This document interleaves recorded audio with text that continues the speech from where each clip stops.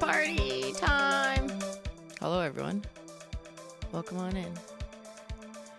It's not my birthday, it was yesterday, but you know, there wasn't a stream yesterday, so this is the proxy, the closest stream to my actual birthday. So welcome to my party, I guess.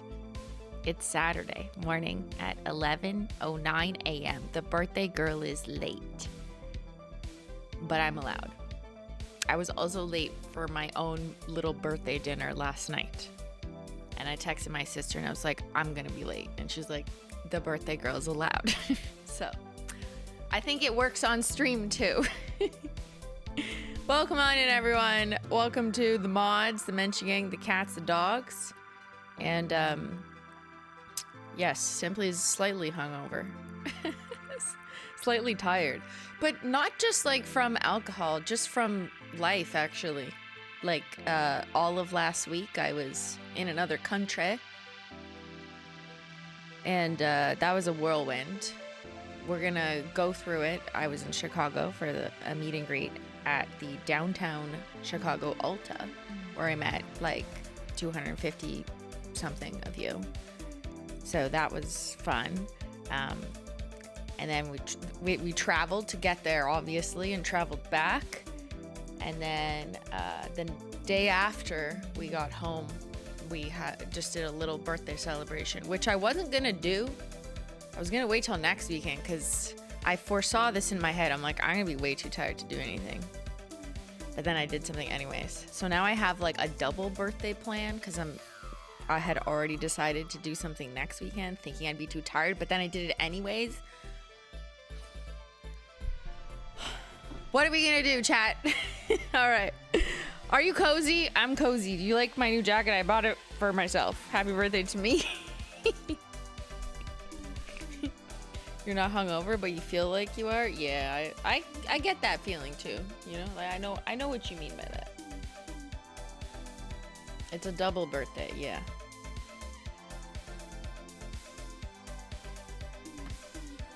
We're gonna paint our nails and drink tea. I actually do want to take this off. This is what I was wearing to the Ulta meet and greet. Because I have swatching to do. I have to work this weekend because I haven't been able to work all week. So now I'm like, uh-oh. The jacket looks super soft and cozy. Thank you. It's Lulu, but it doesn't look like Lululemon. It's like they're new trying to be cool tennis hipster stuff. But I was like, you know what? I kind of like it. It's very cozy. It's like loose fit. This is a small for reference, so it's not tight like most of their stuff. It's more of a casual tennis pickleball, which I still don't know what that is. When I see it, I think ping pong, but I don't think that's correct. But the inside is like kind of light and like terry clothy, so it's actually like kind of stretchy for something that looks like velour. I'm still confused at like what this fabric is, but it feels good. I don't know. Not sponsored. Just bought it for myself. You know, buy yourself a present sometimes. It's fun. Marilyn Monroe. Hello, Simply. I'm the blue-haired OGO from the meet and greet.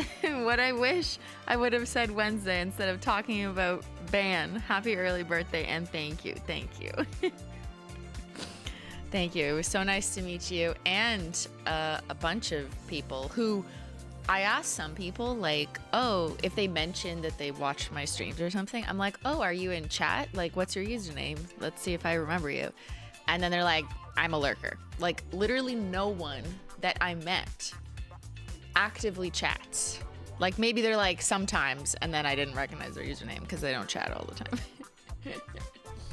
Like, Marilyn Monroe, I know now you're gonna chat maybe, but like, you're not a regular chatter, right? Or am I just wrong? So shout out to all the lurkers. Maybe you should chat, because I would remember, you know? The people who chat all the time. I was like kind of hoping like someone who I met, I'm like, oh my God, I know who you are. They're just a bunch of lurkers, yeah. All right, I'm gonna talk about Chicago. I posted on my public profile to Snapchat, and I think that'll play back. Yes, lurkers, join us. Hello, happy birthday, Shrimply. Thank you, Manny. Yes, may you be happy and influence us forever. Men change. Men change? Men change? Do men change? Sorry, I can't read today.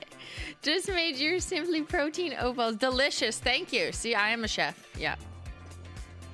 Heard chat more before next Simply IRL. The IRL. There you go. All right. Let me find myself on Snapchat. It's Simplynailogical. There's no L because it wasn't long enough. So rude of them.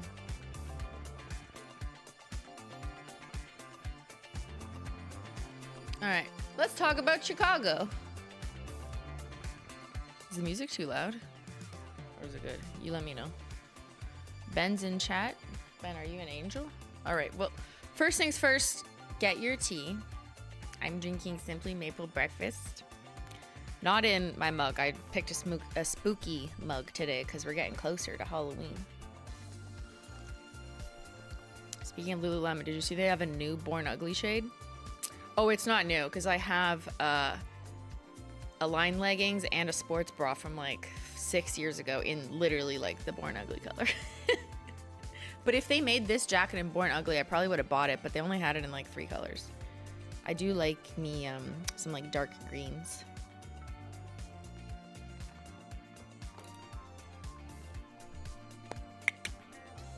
Hello, Simply, fellow lurker here. Met you on Wednesday with my friend Ashley. Oh, it's Ashley and...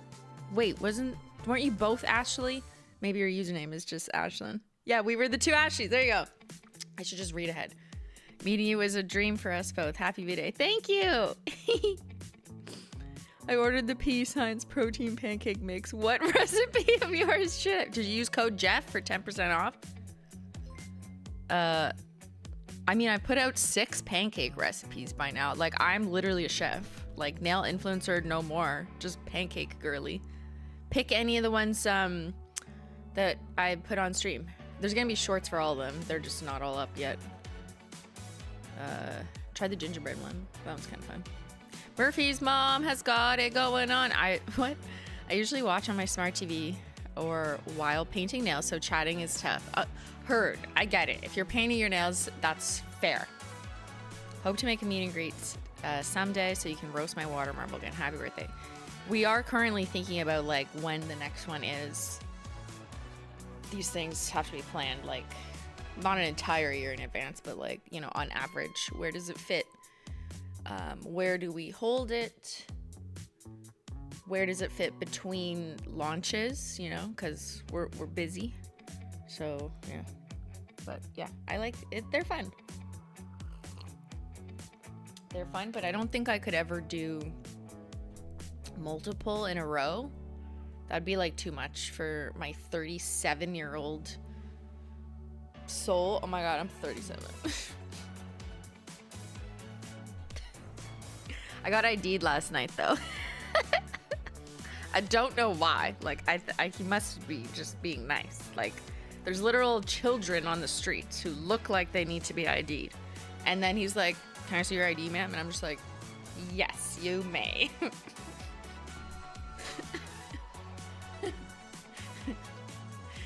Yeah. Okay. Let's go to Chicago first. Wait, did I miss one? Mac Attack, happy birthday. So the detectives need to plan ahead financially to be responsible. Yes, everyone should be financially and fiscally responsible. Work within your budget. Don't be upset, you know, if something doesn't work out. You got to take care of you in the way that matters the most first. This is a trick fucking question, isn't it? How many of the 12 advent calendar doors will have polish? Even if I answered the question, you wouldn't be able to accurately calculate the price based on that assumption. So if I tell you that, think harder. Did he spot your birthday when you got ID'd? No. Literally so rude. Like, the bouncer didn't even wish me happy birthday. I was like, yeah, here's my ID. It's today. I didn't say that. All right. Okay, Chicago. This is my Snapchat. Go follow it. Thank you. This is desktop viewer, which is ugly. So don't do that. What happens is, how does this work? Okay. So I have to find me, Simplynailogical. And then if I go to, like, if I click this, it'll just show what's been posted in the last 24 hours. It's like Instagram. But because Chicago was, oh, this is kind of fun. Should we do this first? Maybe I'll do this first. Hold on, I'm lying to you. Snapchat is like Instagram. It only shows you the stories of the last 24 hours. However, I can pin things. So I pinned these like 8 million years ago. Like, look how old this is. It's the frosted metals. Because I don't really use it like that. But I pinned Chicago so I could save it. But it was kind of being a little buggy, and there's some snaps that didn't save in the right place. So we'll do what we can. But yeah, I'm gonna walk you through Chicago through my snaps, because that's just the easiest platform for me to just like quick snap everything without having to, like, I don't know, consider editing things, which I don't love. I find that very annoying on Instagram. Everyone's like way too thoughtful with their stories. And I'm just like, I don't care. I don't even need to review it. Just post it. It's fine. Just so I can get it out there. All right. Why no Chicago deep dish pizzas? Because the team wanted to go to Mr. Beef. So we went there, which is that place where they film The Bear. Thank you, Jessica. Wow, nothing about BB No Money. I'm shocked. Snap is more casual, honestly. Yeah, follow me on Snap. I just post trash every day. Author with nails. Nail Insta made some beautiful nails for your special B-Day. Hope you saw them. I did on Instagram, and I reposted it. Some people did a collab. Are you referring to the like collab people did? So kind. I always love that. Here, why don't we do these birthday memories first, because it's kind of funny. And then Chicago, sorry. Let's pause that. I won't. Okay, so on Snapchat, kind of like Instagram, it'll tell you 6 years ago this. So I was like, oh, this is kind of funny. What have I been doing on my birthday for the last like 6-7 years? Okay, ready?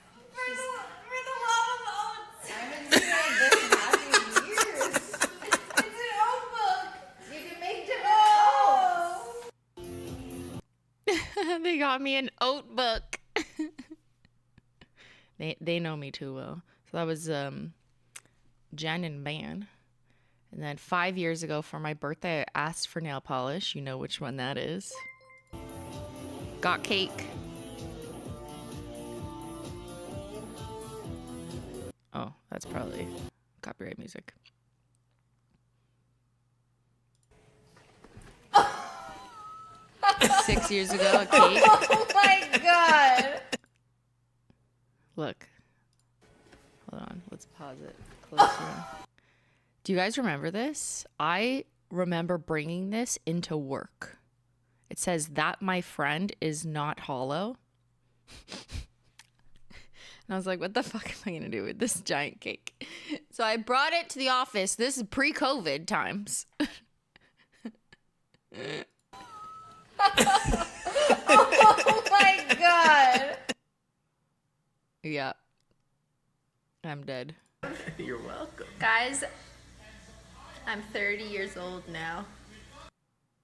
That was 7 years ago. I can't say we're 29 years old anymore. Now it's we're 30 years old, Ben. Gotta retire, I The think. fuck are we doing? Ben, is that how you really feel? Just taking a swing. Ben. Now he's gonna start stabbing the cake. Okay, that's another good cake. Look at that one. The picture of me and the cats. 7 years ago? Yeah, who remembers when in every video that I dragged Ben in, this was the beginning times, he would be like, we'd be water marbling like a fucking baby or something, and he'd be like, we're 28 years old. And then every year, we're 29 years old. We're 30 years old. And then now I'm 37. Oh. Oops. No, come back. Uh-oh. Okay. There you go. Anna, is that how you really feel? Just taking a swing. Ben. Now he's gonna start stabbing the cake. 8 years ago. 8 years ago. They wrote Starbucks wrote happy birthday to Christine with an H. I probably got it for free. I probably was like redeeming my points. And I was like, it's my birthday drink. And this was at my work desk too. And I like always took pictures of how they spelled Christine. Remember those days? Uh-oh. BB No Money made an album for your birthday. Give him, he did? What did he name it? BB an album. Thank you, Slav Vimberg. Did you mean to leave a comment? It got lost. Your comment got lost. Oh, no. Don't worry. The 40s hit different. Oh, no, no, no.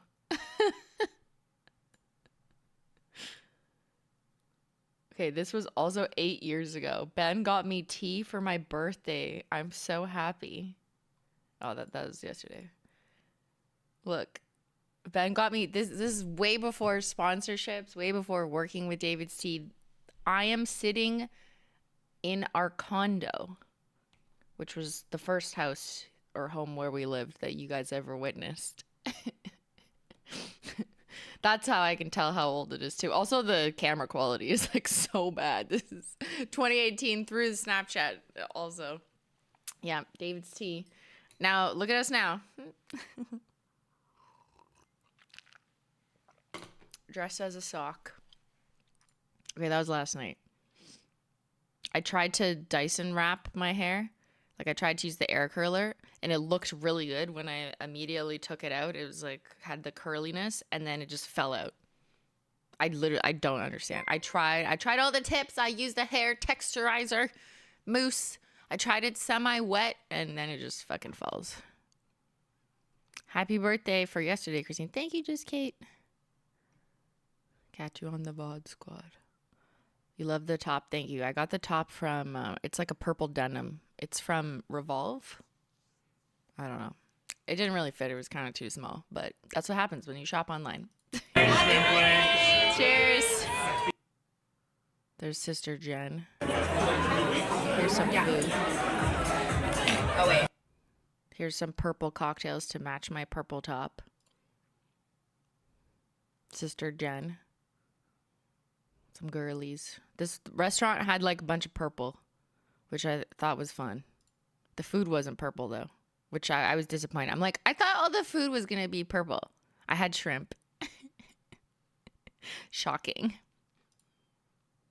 There's some more shrimp and the purple. Look at the purple. That's cute.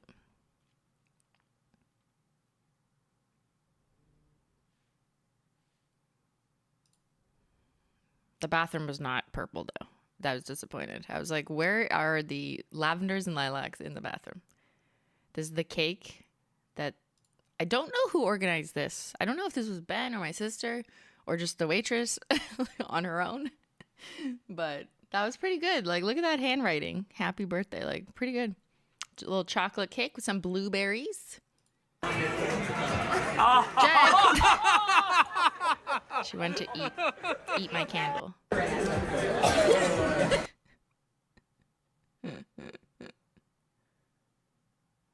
There were sparklers. I'm wearing hot chocolate on my toes. Of course you are. Otherwise you're fired. Will Skechers sponsor me? POV. Oh, this is her. Yeah. I took a picture of my teeth so I could get out whatever was stuck in my teeth. Here's Jana's just looks like a serial killer. She's licking her eye. Oh, I like this one. CIA agent Jan is watching. I think she does this on purpose. She like does a serious face just to fuck with the picture. We just peed out the tea. When there's a full roll of toilet paper left, you're very happy. Those are actually good, whatever this was. It was called, so there was a drink on the menu called Blind Date, and then the ingredients said something like, fuck me up. Like, but it's a surprise. Like, it didn't say anything. And I asked the bartender, I was like, if we ordered like 5 of these, am I going to regret this? Like, honestly, is it bad? Because I don't want it if it's bad. I like the idea of like a surprise, but is it kind of gross? Like, is it like Jägermeister or something nasty? And she was like, no, you'll like it. It's going to be like kind of fruity. And it was like sour cherry. So, you know, we all went on a blind date. Jen's so fun, we miss her. Yeah, I should make her come on stream with me. I should monetize the family. This is us peeing in another washroom. These washrooms were nicer. Okay, I think that's it. Oh, that's us right now. Okay. That was my birthday day tour. Now let's take a Chicago tour.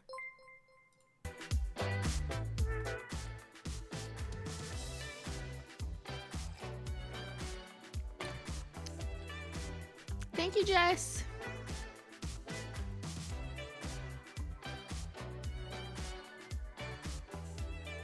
That was pretty wallpaper. In that second bathroom, yes. All right, let me put on... Hold on, let's find some music.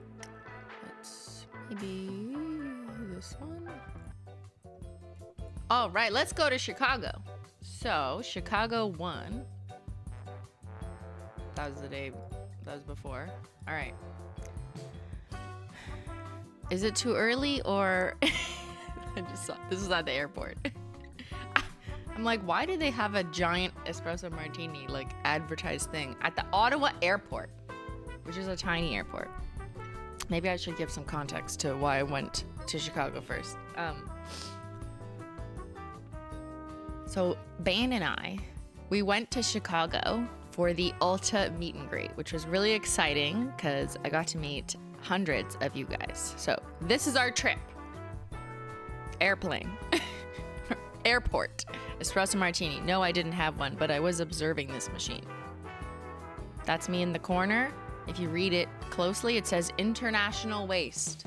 Every time I see this garbage bin, I think of myself because I'm an international to most of you, right? I'm an international customer, okay? So when I see this garbage, I think international waste. Hey, that's me.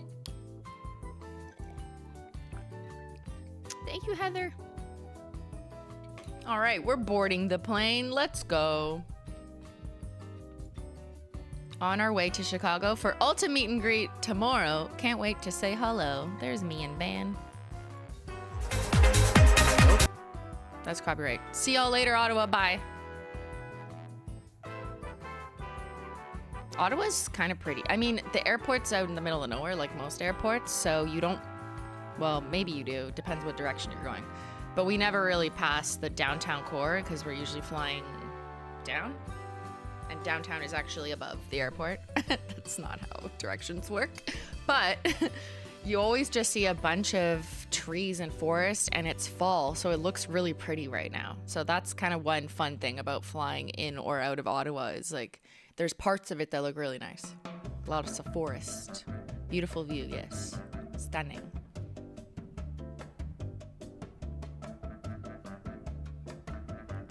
See? It was kind of a cloudy day, but... Oh, the light is so nice. When you're in an airplane and there's sun beaming in, it's like the perfect lighting. If I could do my photo shoots in the air, I would. It's amazing. Blackhaired Witch, happy birthday, Simply. I got my driver's license today and I'm so happy about it. Woo! Congratulations! Where are we going next? Oh, I was hoping it would let me zoom in on it, but it's not.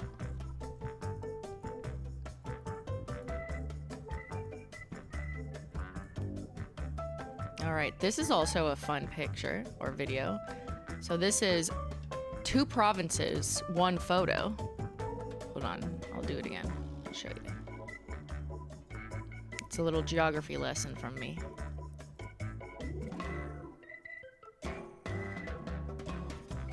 Put your plane in the air like you just don't. Okay, here. 2 provinces, 1 photo. That's Quebec, or the city of Gatineau, Quebec.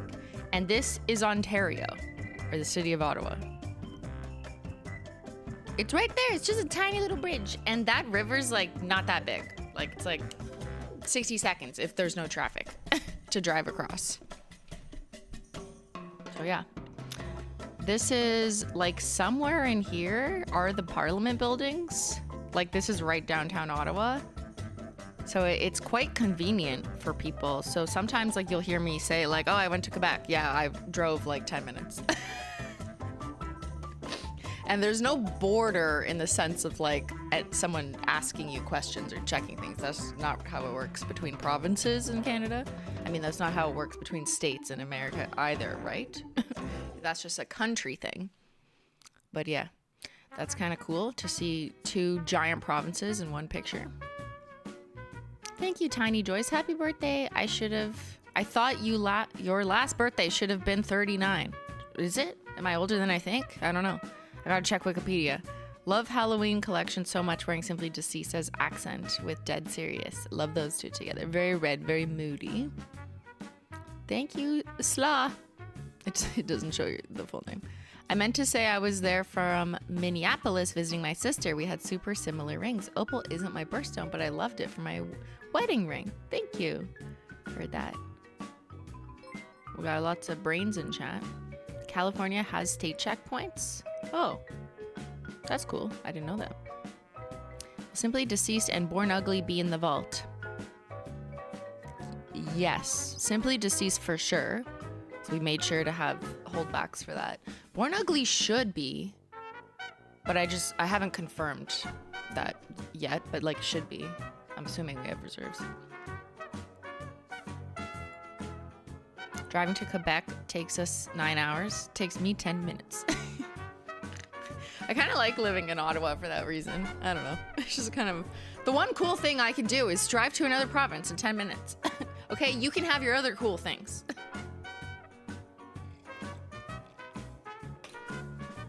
My friend accidentally biked from Ottawa to Quebec and got lost. Like, see? Wait, so like they had to cross a river though. Like that's okay. All right. Flying high with my nail oil. Getting greasy on the plane. But again, look at this lighting. Like it was like blowing out the sparkle because it's just so beautiful. Thanks for release of on Halloween of your birthday. Woohoo! Happy birthday, silly moonshine. All right, we have landed in Chicago.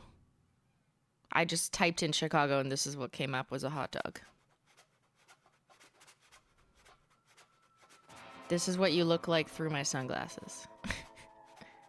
All right, landing in Chicago.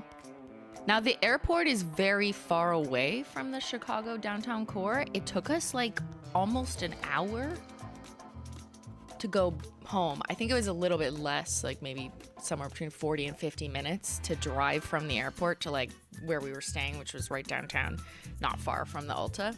So that's far. I'm not used to that. Like I get that most airports aren't downtown, like duh. But it was like really fucking far. I guess it was even further in like, was that Denver? Yeah, there was another, somewhere we went recently. It was also like an hour. Was it O'Hare? I think so. The main Chicago one, yes. Hello, Chicago. Look at that. So this is the river that runs through part of the main downtown. Okay. I might get things wrong. I'll just walk you through where I walked. But we did a little boat tour, which I'll have some footage of.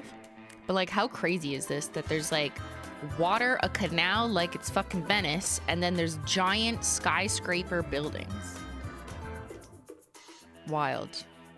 It's a Burberry building, but like look how cool it is. Some of the architecture there, I mean, they're known as like a city for architecture, right? Was wild. Ontario Street, hey, that's me. Do you ever feel like a plastic bag? I saw these and I was like, that's crazy. They look like giant black roses. And then my team laughed at me because they were like, no, it's a type of lettuce or something. And I'm like, how the fuck would I know that? It doesn't look like lettuce. It's giant. It was bigger than my head. I should have put my hand in for relativity. But yeah, what are these? They look like giant near black roses. They're so pretty. Is it cabbage? Can you eat it? They were just lining the city. Like this wasn't like a farmer's market or anything. It was just like, I don't know, plants. It was cabbage? Isn't cabbage something you eat? Could you eat this? Can you eat this? Ornamental cabbage? Black cabbage. I thought it was a giant rose. I'm like, that's the biggest rose I've ever seen in my life. And they're like, it's not a rose. It's gothic cabbage. No, you can't eat it. It's ornamental. But who says who? A cabbage is a cabbage. No?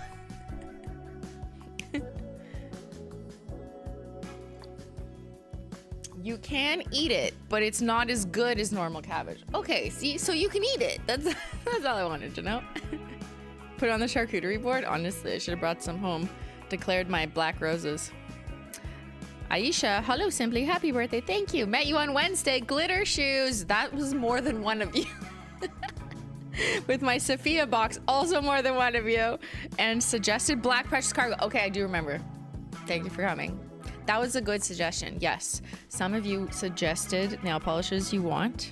I think you were specifically saying like, oh, if Sophia ever did a part 2, what would you want to see? And then you landed on like a black version of Precious Cargo.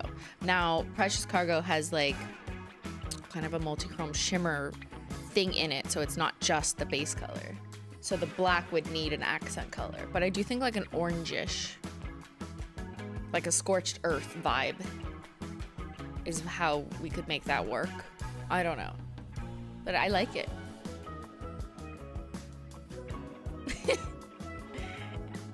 All right, okay, back to the black roses that you can eat, maybe.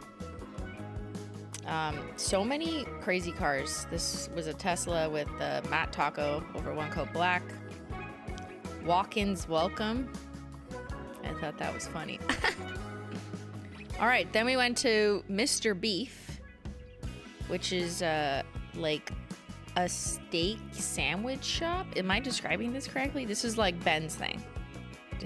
His type of thing, and some of the team obviously who are huge fans of the show and or this type of food. But it's where they shot The Bear, at least the first season, which I did watch. I hadn't watched the most recent one. I kind of fell off of it, and there was like this wall of men. It was just a wall of men, like famous men who ate there. There was like 3 pictures of women if you like walk down. Eventually I did find some women, but there's Ben trying to save his brother's restaurant. Like, so if you watch The Bear, that's the plot line. But yeah, it's like Italian beef in sandwiches. The rules at Mr. Beef, cash only. And then the rules are kind of crazy. Like, I mean, it's not actually rules. No comments about this sign. Yeah, it's a little bit of a, it's memey. Can't believe they didn't put me on the wall, honestly. Should have told them it was my birthday.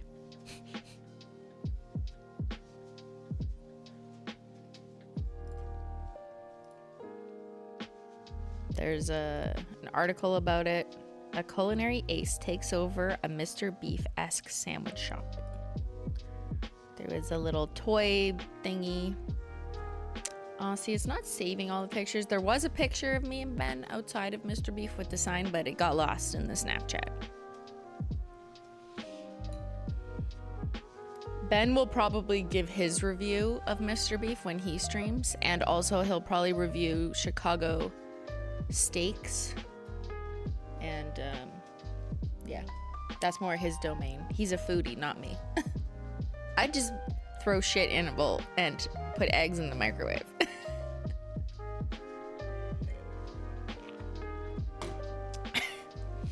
Jacqueline, hello. When I met you, I was nervous as hell. Don't be. When you first came out to say hello, I was screaming my head off. I was the girl wearing the Chicago Bears shirt. Love you and Ben. Thank you. So many of you were from out of town. Like, I would try to ask mostly everyone, like, if where they were coming in from, but there was a lot of Chicago locals or people from like Chicago suburbs was probably the somewhat majority. So that's cool. So it was great. Someone was like, oh, I work like right down there. So I was like, perfect. I came to you then. All right. Yeah, well, we're getting to the meet and greet, so I'll get there. Little preview for tomorrow. So the day before the meet and greet, Ben and I and the team just did a little walking around, settling in, and I really wanted to go to Ulta just to like see where I was gonna be tomorrow. So we walked in.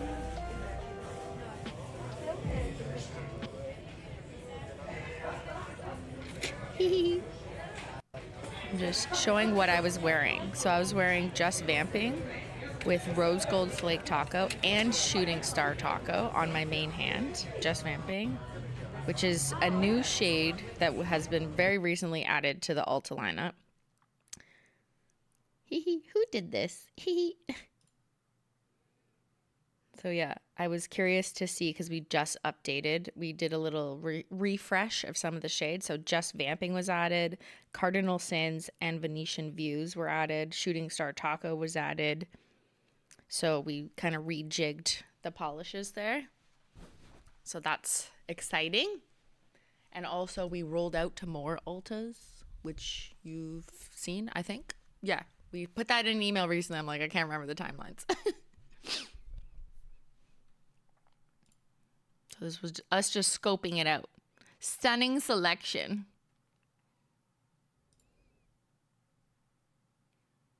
Crazy. Isn't that crazy? Absolutely wild. My own nail polish brand is in 1,000 plus stores of a huge giant beauty retailer. Like, hello? What?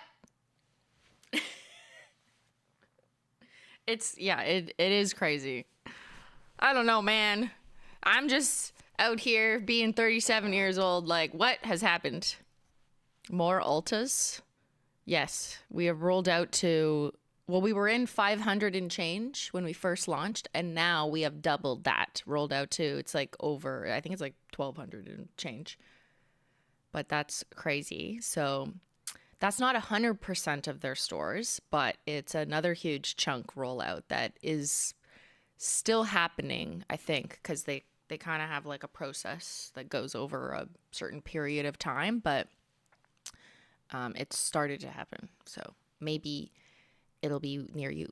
I think, yeah, you could check the store locator. I believe our team has updated it with the new ones, but it may not be entirely updated everywhere yet. Or they may not be like out on the shelves yet at every single one mentioned because they're doing that process. How do you choose? Well, I don't really choose. It's the Ulta HQ has strategic insight, and they take things into account that make sense. Probably like shelf space and logistics, I'm assuming, would play into it too. But like, no, I'm not just looking at a map and saying, I want to go here and here. Like, what would I know?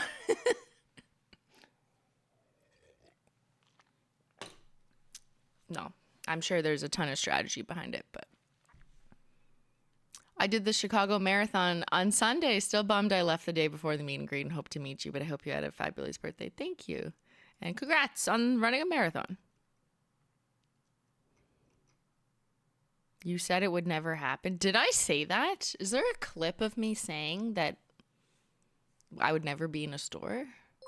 Actually, you're probably not wrong. I think on the podcast, we, like very early on, I definitely, I think I remember talking about how it's like probably wouldn't make sense because it's very expensive, which is still true. It is very expensive to be in retail. So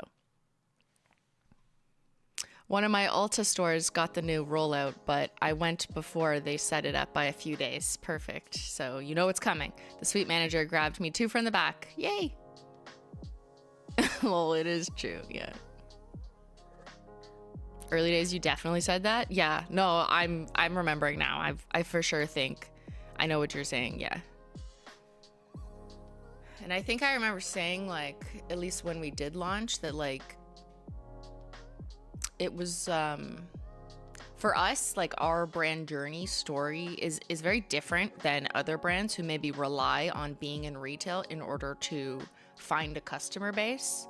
For us, it's quite different because we've always been direct to consumer. They call that DTC instead of like in brick and mortar, which is just in a physical store, because we've never needed to be in a physical store, and we do not need to be in one, to be transparent, because it's always just been online marketing directly to you, you know. So it wasn't like, oh, we have to be in a store, whereas it's the opposite is generally more common for brands. Like they go into stores to get noticed because they don't have a giant online influencer who owns the brand. Like that happens, but that's not the majority of cosmetics companies, right? That's all. All right, let's keep playing.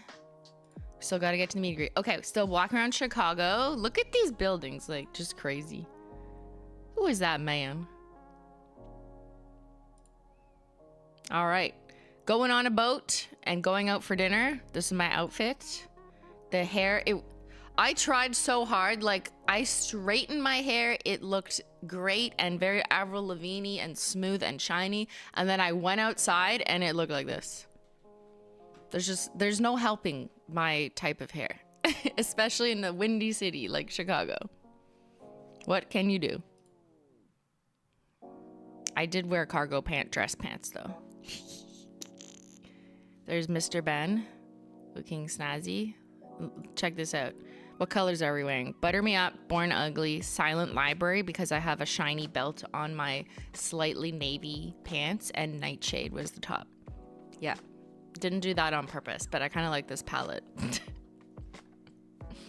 Born cops of the Midwest. 2 cars have come off the side, one for a film with Steve McQueen, Skidmore, Owings, and Merrill. Born cops of That's the tour guide speaking. Oh, I'll make it louder. the Midwest. 2 cars have come off the side, one for a film with Steve McQueen, Skidmore, Owings, and Merrill. Chicago's got more moving bridges than any other city. Notice, because you have the best tour guide on the Chicago River wearing a Texas taco cowboy hat. He said taco. Yeah. He said taco. He seemed like he really enjoyed his job, you know? Like he's very passionate about the city of Chicago and the architecture. He was talking about the buildings and kind of the story of them. I did notice some, what's the right word here? Like, it seemed like he was a little bitter about like the fancy stuff about the buildings. Like he was kind of making fun of some of the buildings that were like, I guess one of them had every balcony was like slightly offset by like a little bit. So like the concrete was like a beautiful wave and it just kind of cascaded. And he was kind of like making fun of how it had to all be different. And I thought he was doing it in like a, like not really appreciating the art, but like, isn't this silly? But I was just like, I don't know. I kind of think it's cool, you know? Like maybe they did waste money doing it, I guess, probably, but I thought it was pretty.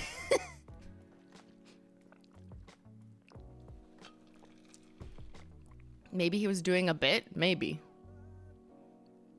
The Chicago Architecture Boat Tour. Great tour and excellent views of the city. It was so crazy to go on this boat, like right in the middle of all of this. Like, so here you can see boat. We were going under bridges. Look how tall this shit is. Crazy. People have strong opinions on the skyline. This is a parking garage. These are all cars. And apparently, I don't know if this is true or like who even told me this, but I'll spread this rumor. Apparently, this used to be a parking garage that people, like regular people, would just drive up and park, but then people started driving off the fucking cliffs. So now it's valet only, I'm told. Is that true? Someone said that, but I'm like, wait, what? But like, I could kind of believe it because it doesn't look that secure. Like there's a little fence. Like you can kind of see there's like a little fence on the side. But I'm like, that's insane. Like the river's right there. Yes, it's true. Oh my God. That was, oh, he said that on the tour. I couldn't remember if it was him or someone else. Crazy. Okay, well, valet only parking on the river. Look at this. Like you could so easily just drive off this. Legal seafoods. Wonder where the illegal foods are. Hopefully the Dave Matthews Band wasn't in town while you were on the boat. Oh, I don't know. Were they?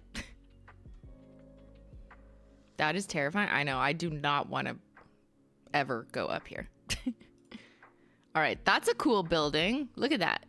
I forget which one it is, whether if it was a hotel or not, but.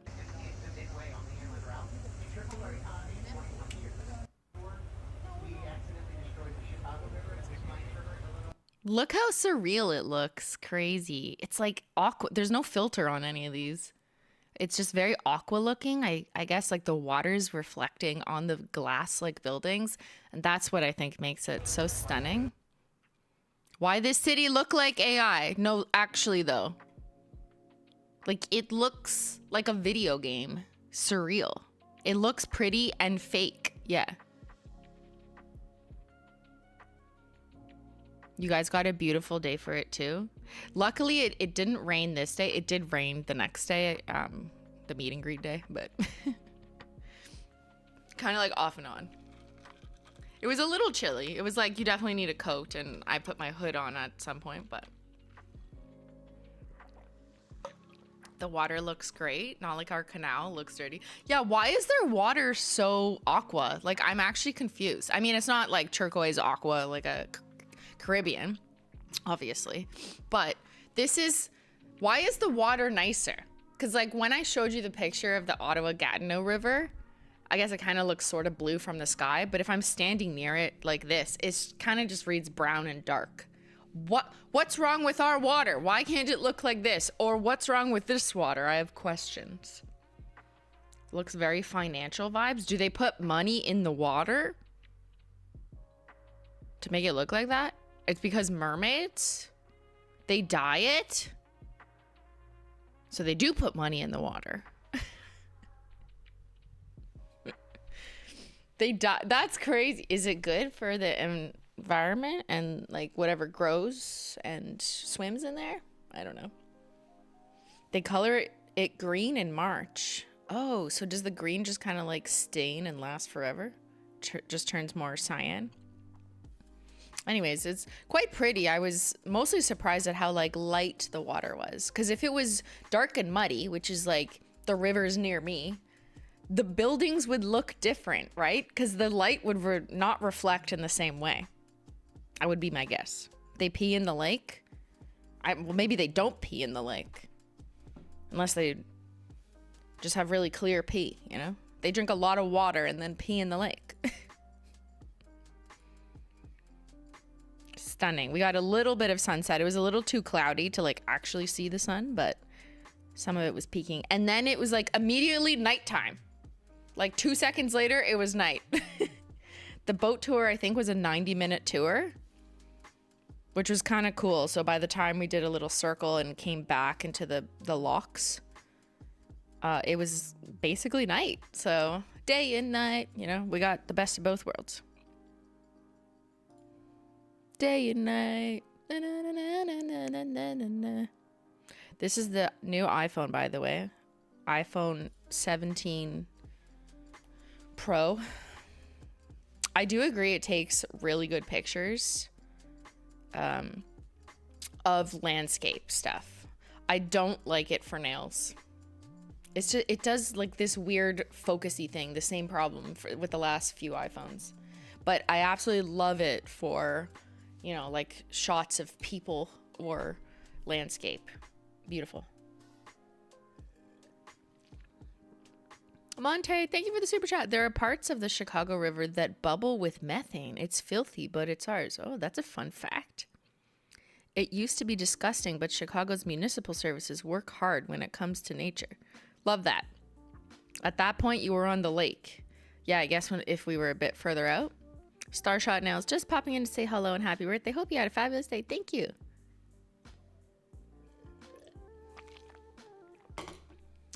All right, let's go for dinner, chat. Okay, it's seafood tower time.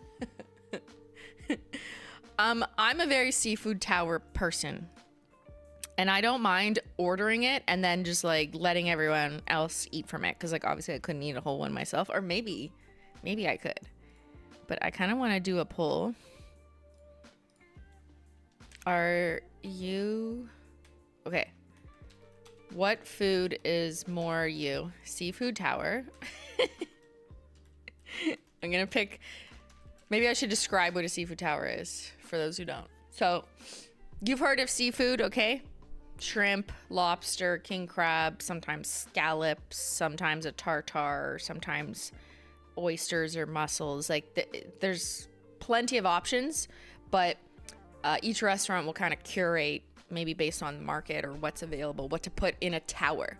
So some of them take tower really seriously, and they literally like tier stack it, and then they just put crushed ice on it and then throw the seafood on it and then give you little garnishes like lemon or a seafood sauce or almost like a salty, like not, maybe it is soy sauce, I don't know.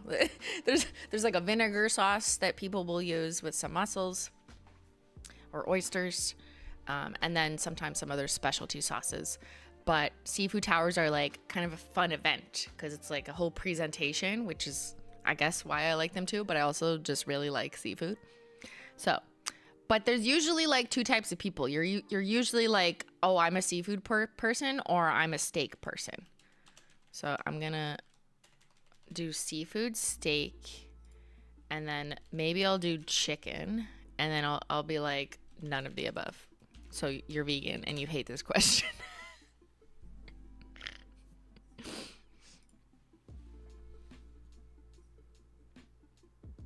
Wait, you're both? Yeah, you have to pick. Just which one are you more of?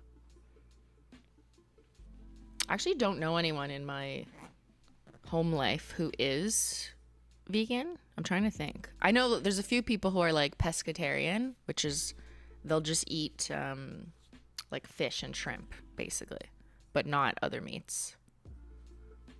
I think. Is that right? Oh my God. So they would eat a seafood tower.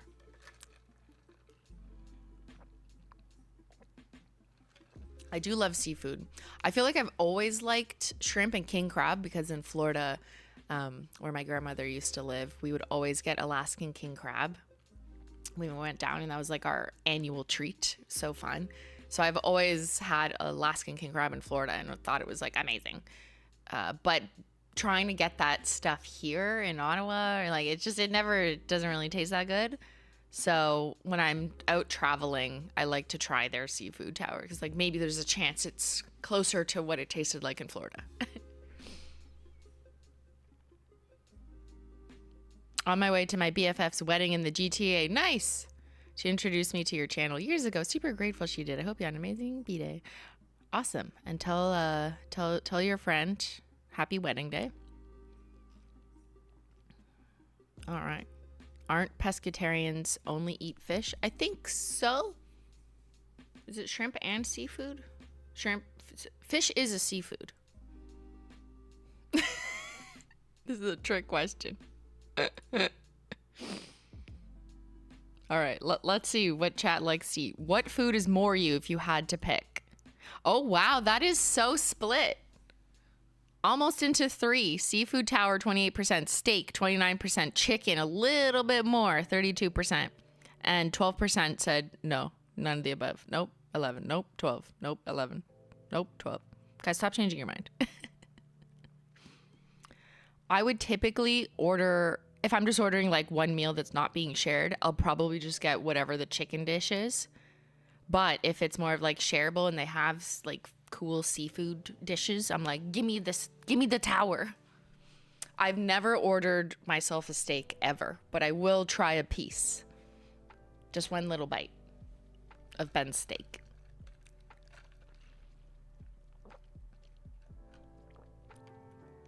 What are the none of the above? I mean, I'm assuming you guys just don't eat meat because these are like the three major categories of meat. I'd be shocked if some of you were like, I only eat turkey and not seafood or steak or chicken. Turkey's a fucking delicious meat though. We just had Canadian Thanksgiving last week, which meant stores actually carried like pre-made dinner turkeys, which is amazing because I'm not cooking one, you know, but I would buy one. And I love turkey. It's like chicken, but like saltier and juicier. And I'm just sad now it's like over. I'm gonna have to go to the States just for Thanksgiving so I can take your turkeys. I'm a turkeytarian, yeah. It's just not around most of the time. You only eat ham sandwiches? I like ham and mustard. I would eat ham too. But it's just like, I probably just wouldn't order it, you know? What cuts of steak do you like? I have no idea. Not too rare. And not too, like, fatty on the bone. Like, that's not fun to chew. Tender, I guess. But, like, I'm not a steak expert. It's like asking me what type of red wine I like. I'm like, I don't know. Like, you would waste it on me. I just searched pescatarians has a vegetable diet with fish and other seafood. Okay, so I was right. Phew, thank God. Okay, let's continue. Filet mignon is king. Isn't that just steak with bacon? Am I oversimplifying? All right, Simplynailogical. The shrimp was good. So this was actually a seafood sort of restaurant, and then restaurant number 2 was more of a steak restaurant. So we did a kind of seafood place and then a steak place. Both places have both options, but it's just their focus is that. Name those Holo Taco shades. Okay, who can name them? Go. What are we wearing?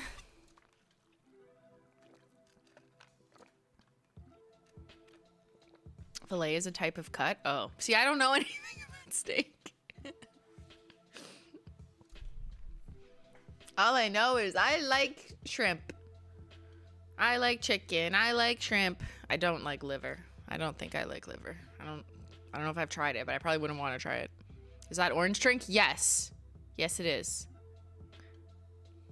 Vitamin Glow? That's not Vitamin Glow. It's a combo.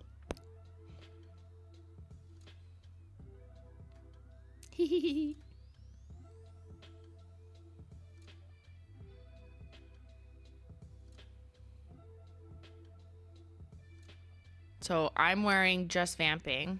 So is this hand. This is Perisocial and Lunar Unicorn Skin.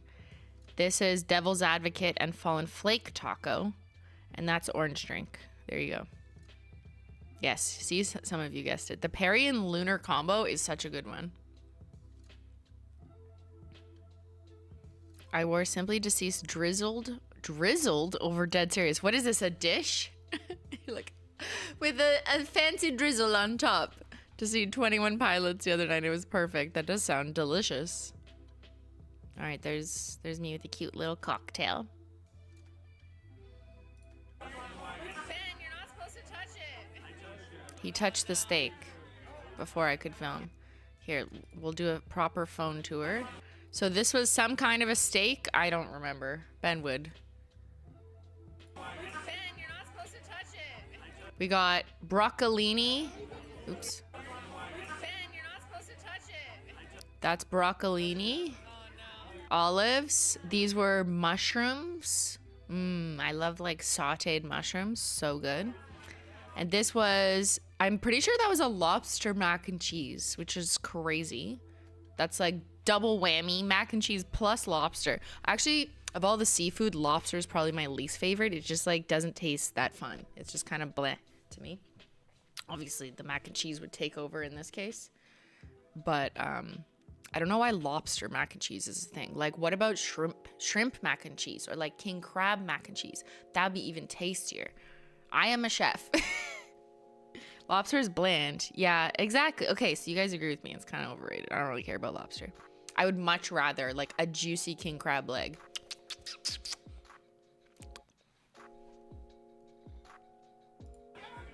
All right, potatoes.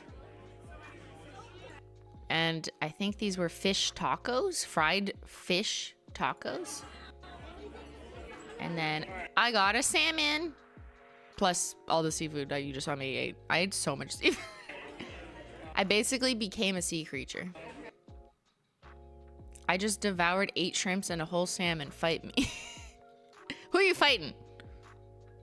All right, then we went to Levain Cookies, which is one of Ben's favorite cookie places. If you watch Bentendo's stream, you've probably seen him do reviews of cookies that he buys from New York and gets them shipped to Ottawa, Canada, so he can review their flavors. And you pay more in shipping than the cookies. He's done this more than once, yeah.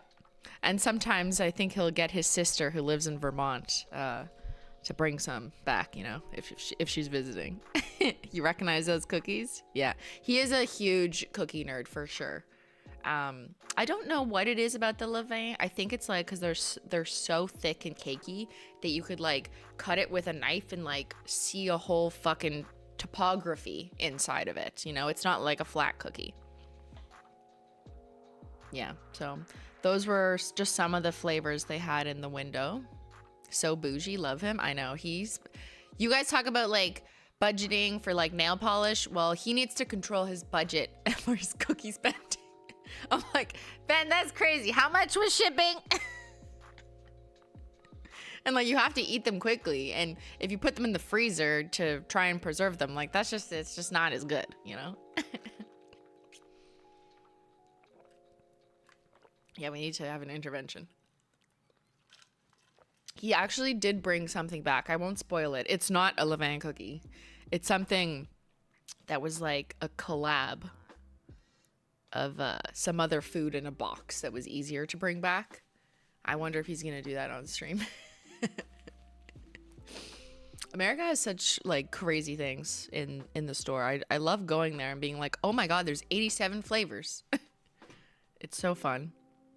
Oh, you just spoiled it. Okay, yeah, he got the Reese's Oreos, or is it the Oreo Reese's? I don't know, because they have both, right? I guess it was the Oreos because it looked like an Oreo box, but it's like a Reese's Oreo. I don't fucking know. The collab of Reese's and... But yeah, anyways, that's a very Bentendo thing. All right, come with me to the gym.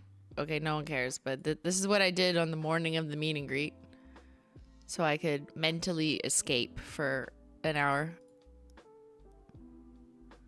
One fun thing about staying in a hotel is checking out their equipment and seeing what they have that I don't and trying it out. Except I know most gyms in hotels are not good gyms because they have like 2 treadmills and 2 dumbbells. I know.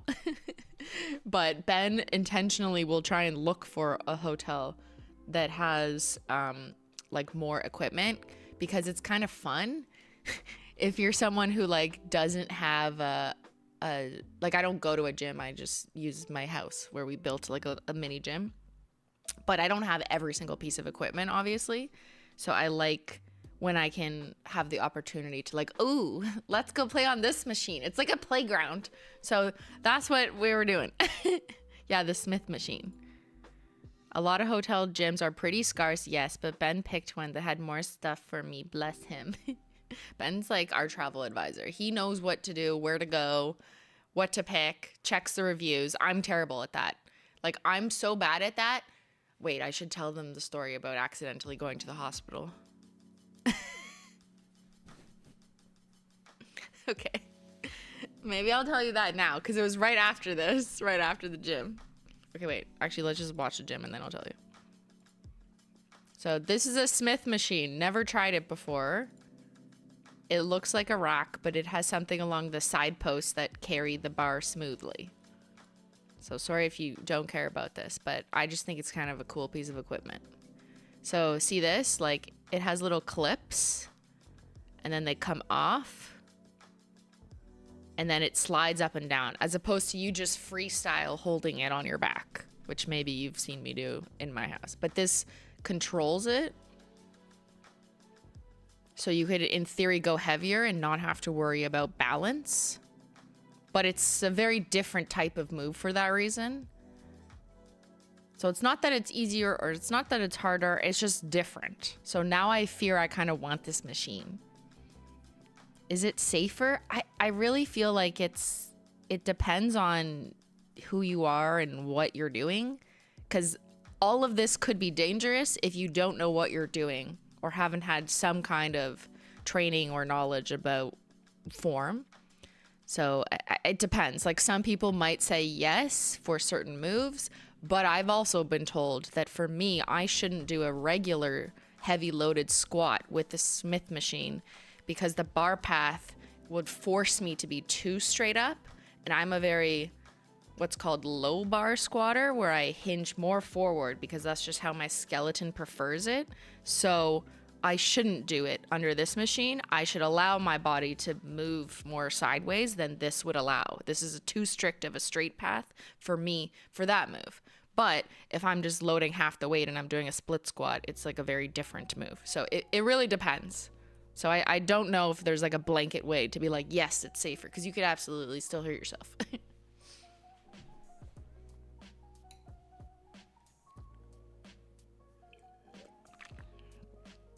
Look, Emily's literally saying the same thing. Yeah, the extra track can restrict your body's ability to move correctly. Yeah, it depends on you. I think if you're more of a, I forget the word, short femurs or long femurs, I can't remember which one's which. But if your body naturally is very straight up and down when you squat, then this probably isn't a problem to use a Smith machine. But if you're more like sideways, like me, then I wouldn't do that. Or I would just do it super light so I don't actually fuck up my spine. Anyways, it's kind of fun for me. My wife and I love to have high tea style lunches with mini quiches and dainties on tiered platters and tea in fancy china teacups. Happy birthday, Procrastina Ninja. Thank you. I love that. I love the tea. What about nail safe? It's probably the same level of nail safe as a regular squat rack. So just, you got to be careful. All right. Pull-ups for funsies. The price tag on that machine must be insane. Yeah, I should look it up. I really want a Smith machine now. I fear that I won't. But like, I didn't buy one, you know, for our gym because I don't really use it, so I don't know if I'm gonna like it. But I think I like it.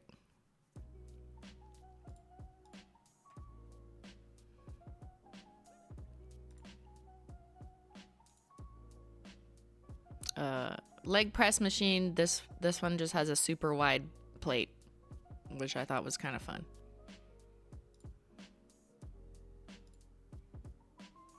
This is not that interesting of a machine. I have this at home. It's just a cable thing that you can do a bunch of things with the cable machine, but I felt like doing those. And this is also not a fancy machine, but just knee supported single leg dumbbell RDL.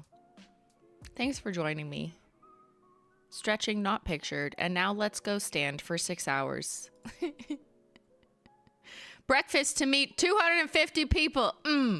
Delicious. Guess what I did? Threw it all in a bowl and mixed it together. No, I'm just kidding. I didn't throw the eggs in the oatmeal, but imagine, that'd probably be so good.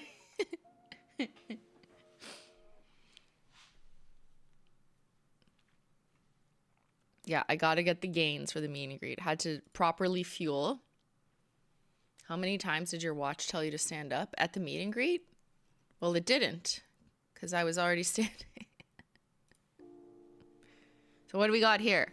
This was actually just room service because, let me tell you the story of how I accidentally went to the hospital in Chicago. Don't be alarmed. There's nothing wrong. I wasn't sick. But after my workout, I was really craving like, oh, I need some, you know, like a protein bowl, like a berry bowl with oats, or just like give me a really hearty breakfast. So I looked up healthy breakfast protein smoothie bowls type place, and lots of results come up downtown Chicago. One had really good reviews. It was literally called like protein smoothies and bowls or something. Like the name was really obvious. And it looked close to the hotel. It was like, okay, it's just a 5-minute walk that way. So I was like, perfect. Let's just walk there. Could use a little bit of, you know, outdoor vibes before we have to get ready to go to the meet and greet. So we walk there, and then we realize we walked the wrong direction. And then it starts raining. So I'm just like, okay, this is not going well. We should never trust me with directions. So let's go back to the hotel and figure out what to do. So we went back to the hotel and then decided to just take an Uber, like a 5-minute Uber, to another place. I might be telling this slightly backwards, but whatever. The point is the same. We ended up just taking like a really quick Uber because it was heavily raining and I didn't want to have to like blow dry my hair again because then I had the meet and greet and we were in a rush. So we're like, okay, let's just take a 5-minute Uber and go to this protein place. So we went there and we get dropped off and I don't see it on the side of the road. I'm like, oh, that's weird, but it says it's right there. Okay. And then I see a sign for it in a building, like it's in a complex of buildings. I was like, oh, maybe it's like in like a plaza. Okay. So we walk inside and it looks like a hospital. And then we asked, there's like a security guard or someone like, is there like this smoothie place here? And she goes, yeah, it's on the 2nd floor. I was like, oh, okay. Okay. So we go up the escalator. And then we're like, holy fuck, this is a hospital. Everyone's in masks. There's nurses everywhere with badges. There's like patients. Like, in like beds. And I'm just like, oh my God. So why am I in a hospital? So we go upstairs and it is the most beautiful food court I have seen in my life. Not only was there this like wonderful smoothie bowl place that was actually really good, but there was like a Greek kitchen and like a fancy yogurt, like frozen yogurt place and some other food places that looked really good and looks nothing like any hospital I have been to in my life. It was fancy and bougie. And because this is a hospital and I happen to have a mask on me, I just like put on a mask because out of like a, now habit, I'm like, if I'm going to a hospital, I'm going to wear a mask because that hospitals are for sick people, right? So I put on a mask. I'm like, oh my God, what are we doing? I'm like, why are we in a hospital before I have to go to the meet and greet? So anyways, we're there and I just need food. So we get the smoothie. Ben's just not in the mood to get anything. And it was actually really good. It was delicious. So shout out to the Chicago Bougie Hospital and their food. It was amazing. This is not a picture of that. This is my second breakfast. I didn't take a picture of the hospital smoothie. At the time, I was like, I don't know if I should post that I accidentally went to the hospital because then I would scare people without explaining it. But it's just a quick little side quest. Exactly. What hospital was this? I don't know. Downtown Chicago hospital with a smoothie place on the second floor. And fun fact, while I was at the meet and greet later, I'll just speed up just to tell you this part. Someone who met me said, oh, I work just over there at the Chicago hospital. And I go, wait, do you have a smoothie place on the second floor? And she was like, yeah, that's the one. I'm like, that's why is the hospital so nice? And she goes, oh, it's a bougie hospital. Yes. And I was like, oh, so it's like well known that it is just a bougie hospital. Yeah, it was incredible. I mean, maybe they charge $50,000 a night there, but I could see why. I could see where the money goes, or some of it anyways. Crazy. Yeah. Hospitals don't look like that where I'm from. The food is nowhere near. The food options are nowhere near what I saw in that hospital. It was wonderful. I wish everyone could have food, and it was like clean and nice too. It looked kind of new. It was a celebrity hospital, was it? I didn't get that impression. Like they just let me in. Like I just walked up to the second floor. There was no screening. No, like, why are you here? Are you sick? Nope, just need a smoothie.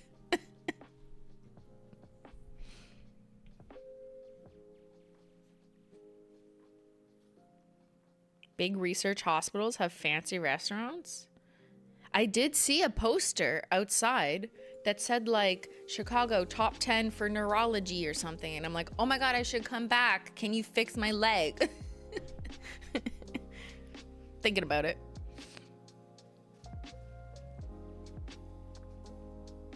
All right, well, anyways, then we went back to the hotel and got more food. Had to make sure I was properly fueled. These are oats, bananas, some kind of birdseed to put on top, berries and yogurt hiding, a green smoothie, had to have a second smoothie, a salad bowl, some scrambled eggs with a little bit of, I think this was supposed to be an egg sandwich, but they just presented it deconstructed like this with some avocado, which is pretty good. Hotel food was good too, but just like very simple breakfast food, nothing really crazy. I would totally sip on a fancy smoothie while they fix my leg in Chicago. It'd probably cost me $80,000, but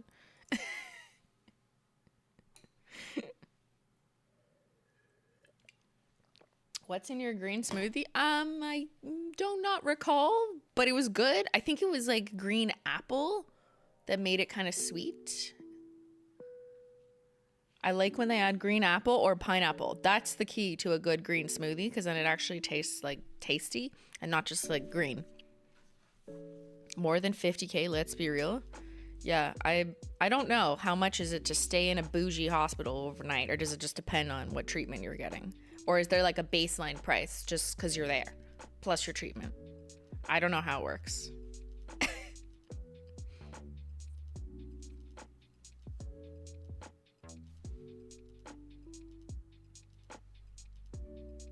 A lot. Yes, that's what I figure. I might DoorDash a smoothie now. Get it from the hospital location. It'll cost an arm and a leg. Honestly, they could take my leg. It's defective anyways. Okay, let's go to the meet and greet. Oh, Chicago 2, part 2. So as I was on my hospital smoothie adventures, the team was sending me pictures of the setup. So they put out some of the polishes. This is just like an extra setup that we had, just so it was easier for people to pick up a shade, buy whatever they wanted, and not have to go to the back of the store where the nail bar is, unless they wanted to. Look, so excited. That's where we were gonna stand in front of for pictures. So I got a little preview of it. This Bitmoji of me is terrifying. There's my hair before stepping outside. It looked fine. See you in 15 minutes, chat. I mean, well, not chat, but people. Manager making sure there's a clearance by the dumpster for his meet and greet. Very few know the reference. Should have gone to the hospital dumpsters. Probably exquisite. All right, let's go. All right, went inside, took a couple little pics before we got started. Free goodies for everyone who came. The team did a wonderful job. We put together a little goodie bag so that everyone who was standing in line got this for free. There was also a free gift with purchase, like an extra thing. But in this goodie bag, I never took a picture of what was in it. But it was a card where you could scan to win all of our products that are in Ulta, like all 35 nail polishes, which is a really good like lottery prize. There was a Disco Inferno because it's the closest thing to Ulta Orange, so that was a Holo royalty shade, but we did give those away. There was stickers. What else was there? Why is my mind blanking? There was something else. There was our Holo Taco notebook. Like this guy was the gift with purchase. So if you bought anything Holo Taco, you got one of these that we just have some extras of. But we don't have that many extras. We can't sell them again. Oh, it was the hand cream. Yes, the hand cream was given away for free in the goodie bag. It was the fragrance-free one, right? Yes. Yes, hand cream. Thank you. I blanked. I didn't look in the goodie bags. I was busy talking to people. I mean, I knew, I just forgot. Okay. And then the team had this cute little wheel, a spin wheel for the line to win some extra items. So some people won extra cleanup brushes, dad hats. So I was signing those, notebooks, mess mats, a gift card. Yeah, that's fun. Just a little extra bonus for people who were so patient waiting in line. Look, guys, it's hollow. It's a hollow balloon. All right, I'm gonna let's do the line walk. This is always the fun part, I think. This is POV. Holo Taco posted on stories so you could see like a better view of it, but this is just me doing it.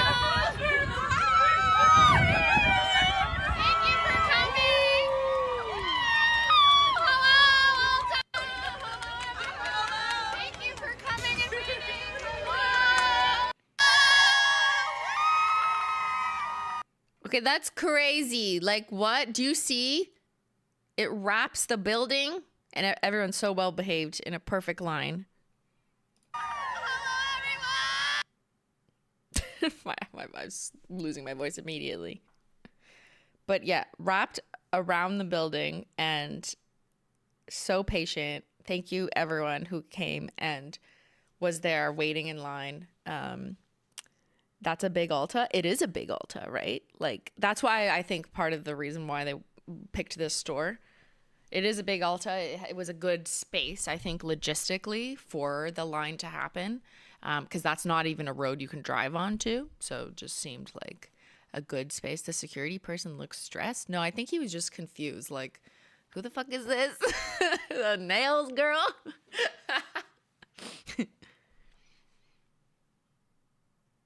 Did anyone camp out overnight? No, we told people to arrive no earlier than, I think, like 3 hours before it was supposed to start. And that's just for like security reasons and whatever. But everyone who came had a ticket that was free. But so you don't need to camp out overnight, right? Like, and we don't want people doing that. So it made sense to just have people like claim a ticket, and then there was a cap. So if you missed it and you were waitlisted, I apologize, but this is just the way to do it so everyone's experience is a little bit better. Like, I've done meet and greets where there wasn't a ticketing system and like anyone could come, but then it ends up being some people wait for way too long, they camp out for too long, and they may never get to meet you because you didn't really guarantee it. So I think like I've kind of landed on this is a better way to do it, even if it feels kind of shitty having to like cut it off before a certain number and there's more people who want to meet you, but you didn't go through the effort of traveling or camping out and not getting to meet me, because like that's worse. I think this is the smarter method, even if it means like less crowd, which some people just think about crowd and don't care if they can meet everyone, but I don't want to do that to people. I had several confused people ask why we were in line. Yeah, you're like, it's just some nail lady. All right, I do have a better picture. Look at it. There's the security guard. I'll pause on him because I actually got a kind of that picture that I think is easier to see. Let me just grab it from my drive. Sorry, I missed a couple of chats there. Jessica, since you mentioned your leg, had a new chiropractor find my problem. First rib was out. Oh my God. Your rib was out. Why did step out of line?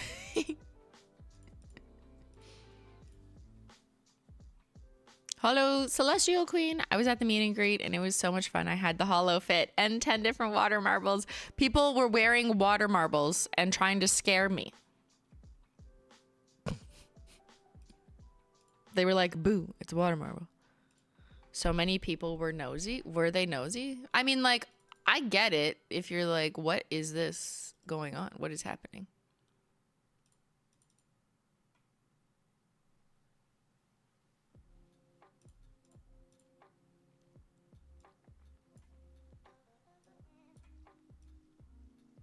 Here.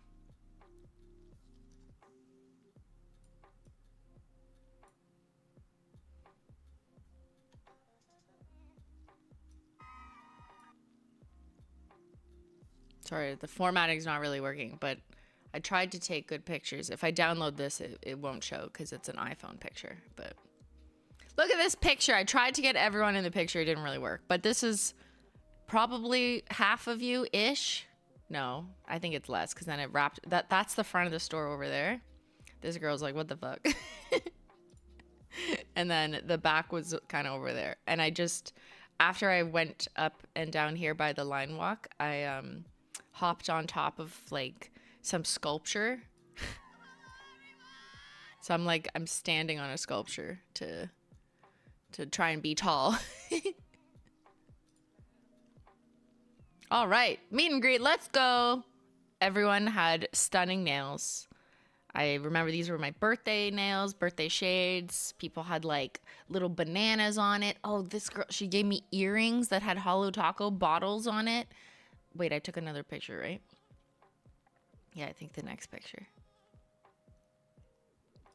Oh, there. Look how crazy this is. She made these and she gave me a pair, so I have them.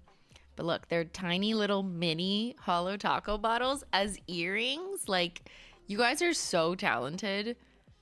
Oh my God. It's just so amazing seeing what people come up with, what they create. And I don't just mean on their nails, although like several talented nail artists as well. Yeah, aren't these so cute? Also, her entire ear is like amazing. I love this. I love all these little studs.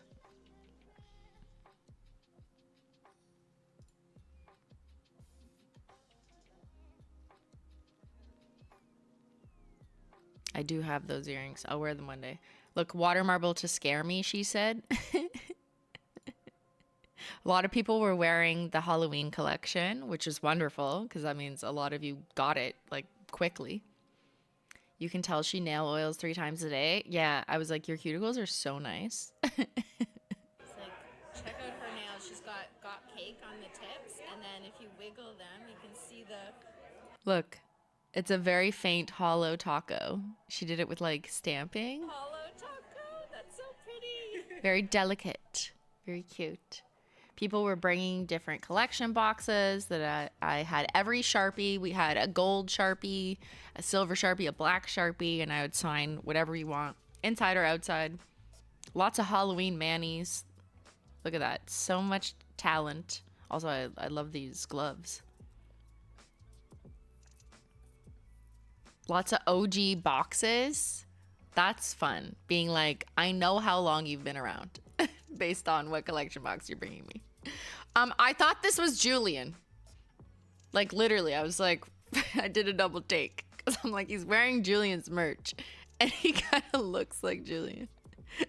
And he was wearing Julian's collection. Some of it. He was wearing Magical Mustache. And I was like, do people tell you look like Julian? And he was like, yeah, all the time. I was like, that's crazy. It's his doppelganger, yeah. What was the oldest box or merch you signed? Well, several people had the OG box, so that was 2019. So that's the oldest box to exist. But some, like, I'd say maybe 4-ish, maybe 3 or 4 people were wearing OG Hollow It's Me merch. Like the very first ones I came out with that were more like plasticky hollow before it was the flatter stuff. So that's crazy. That's from like 20, was it 16 or 17? Like, yeah, very, very OG. Yes. That's almost 10 years old. Procrastin is my wife. We want Sophia collection back. It happened before we got hooked on Hollow Tea. We love sparkly blacks and grays. I want alien information, like polish in all colors. All right, noted. Should I take notes in my notebook? Sorry, the magnet's stuck to it because that's metal.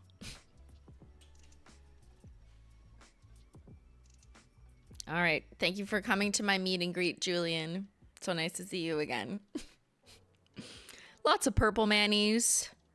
Tons of purple manis. When I would ask people, like, what's your favorite color or what should we do more of? I swear most people said purple, which makes sense because that's what the data says too, but lots of purple love. A little rainbow, another OG box, anniversary box. Purple and green manis are overrepresented today. I saw lots of cute, like, purple and green Skittles. Look at this. That looks stunning.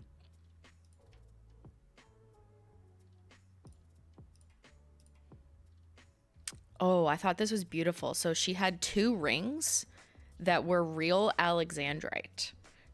My bad. I was taking pictures too quickly, so you can't really see. I caught the light on that one.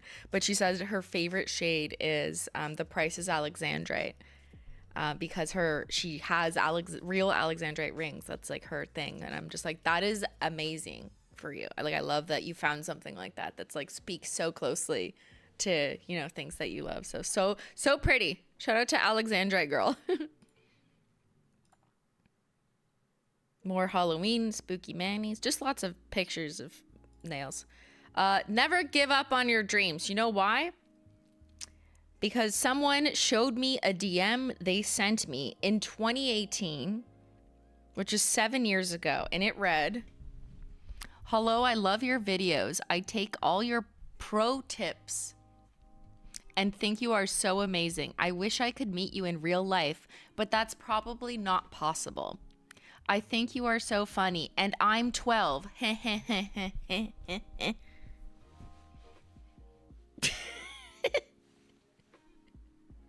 So, yeah. They are no longer 12. They must be, what's 12? 13, 14, 15, 16, 17, 18, 19 years old now. I raised them. Yeah, so that's kind of hilarious. No, I didn't answer or read this. Unfortunately, I don't answer or read most of my DMs, but that's kind of funny that they showed me this. They're like, do you want to see a DM I sent you? I was like, sure. Never give up on your dreams, kids. You never know. We did meet 7 years later. And then Mod Pillar was here. If you know, Pillar the Moose from the Discord was one of our wonderful Discord mods. Traveled in several hours to come to the meet and greet. And I think some of you in the Discord were using the moose hat as an identifier because no one really knows what people look like. You know what I look like. I don't know what you guys look like for the most part. So that's hilarious. They wore a moose hat, yeah. Shout out to the moose.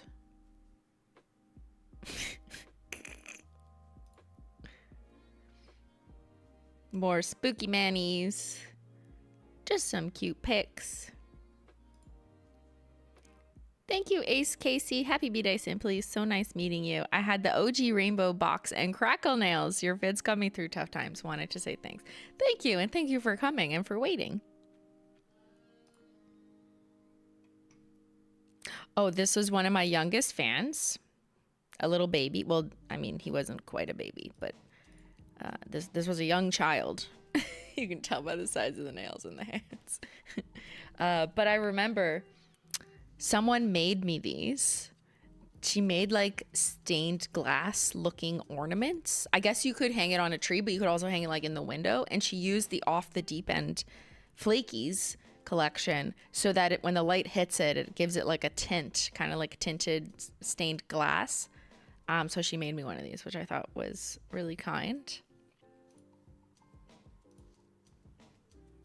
And these are the people responsible for all the combos spreadsheet. I'm exposing you. Yeah. So in the community, there's fan created spreadsheets where people for years now, since 2019, like started documenting what different combinations look like. And I think I reviewed this in a video that became like a highlights video a couple of years ago. And it's like almost an infinite number of combos, you know, by the time I'm sorry, we just kept adding cremes and more toppers that you had to keep adding more combos. But yeah, they told me that. And I'm like, can I post you or do you not want to be posted? Or can I expose you or not? And they were fine with it, but I met celebrities. I know. Shout out to all the combos girlies. Their work has been so beneficial. Thank you so much. Thank you for what they do in this community. It is so appreciated. They do such great work for the community. I sound like it's like a nonprofit. I mean, it is. What charity work they do. Incredible. Their efforts are so appreciated. Yeah, people like to use those spreadsheets.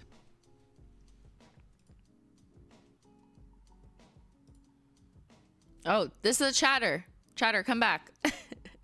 Look, an OG Hollow It's Me shirt. Uh-huh. That's 2017 material right there. Crazy. Where were you? Crazy.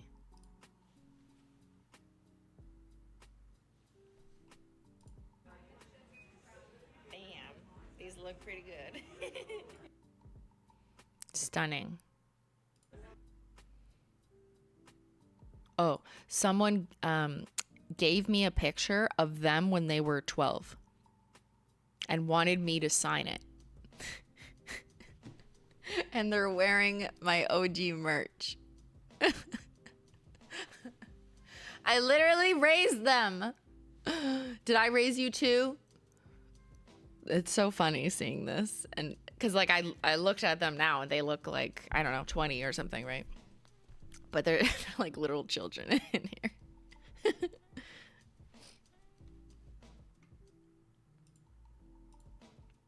10 different water marbles, very spooky. The whole, oh yeah, this is the whole Holo fit girl. I mean, there was more than a few people wearing Holo, but I do remember you had an amazing backpack too. Stunning. Another data girly. I'm pretty sure she said that she works for some company, sorry, I don't say the name, that does like statistics a lot, and she gets to nerd out over it with some of her coworkers who like nail polish, and then she would put together pie charts of what proportion of nail polish colors that she owns, which I know some of you do that too. Like I've also seen this behavior in the Discord, but she printed them out and shared them with me. And then I like took pictures of it. I'm like, I'm gonna keep this data. So it's just so fun seeing people who are like, you know, none of us are 12 anymore, right? Most people are older. I think most of you are done school. That's the vibe I also got just from like meeting and talking to people. I know that's like N equals 250, so that's not, you know, hypothetical millions over the years, but I think it's a pretty good representative sample. So I'd ask people like, oh, you know, are you from here? Or if they say something about work or school, or tell me like they appreciated my stance on education, I would ask like, oh, what did you take? Or that kind of thing. And I swear, like, the stuff some of you studied or went on to become is crazy. Like, there was a literal astrophysicist. Like, this is what like, you guys there's so many smarties amongst you. I'm just like a proud mother, I guess. Not that like I'm responsible for someone becoming an astrophysicist. Obviously, I don't have that background. But just hearing people like express, you know, how their lives turned out, or that there was even like a 1% of it, they were inspired by me talking about school or my statistics job, and that like maybe played some kind of role in their mind over the last 10 years. There was people who, a lot of people said they did like data analysis, which was really cool to hear, like different types of statistics. I remember someone was like for a healthcare company working in statistics. There was an astrophysicist. There was someone who said that they were an architect and that they went to school and or came to Chicago because Chicago is like the city of the fanciest architecture, or it's like a big field, and it was like her dream to become an architect in Chicago. And I'm like, that's crazy. Like, what? I just went on an architectural tour and you're a little architect in Chicago. Like, so impressed with what people were telling me. And someone was like, yeah, they work at the bougie hospital. That's a great job. I hear they have great smoothies on the second floor. And yeah, so many other people sharing really cool jobs. Some people in biology. Someone mentioned that they were pretty high up at like a big drug consulting firm. And just like all these other intelligent sounding roles or things they studied in school. And it was just so awesome to hear people. And I'm like, you should be proud, you know, of what you're, they were telling me like I was their mom in a way. So I was like, I'm so proud, but you should be proud, more importantly. A couple teachers. Yeah. There was teachers. Anyways, you guys are all amazing. Look at this. I stole her data. We are closing all the rings today. If you have an iPhone or Apple Watch, you know what that means. But if you don't, it just means like it tracks your heart rate, which is basically like a proxy for moving. They call it like a move ring. So how much have you been moving? And then there's also a move ring, an exercise ring, and a stand ring. And I was gonna close all of them, which means like I did more than enough standing, moving for the day. The day was not over yet, so that's why the stand ring isn't done, but I absolutely closed all the rings. Thank you for coming, everyone, from local Chicago peeps to hours away. Some of you from Wisconsin, Kentucky, Iowa. I did ask about corn, Michigan, to name a few. So nice to meet you and hear all your wonderful stories and see your stunning nails. And we did wrap the block.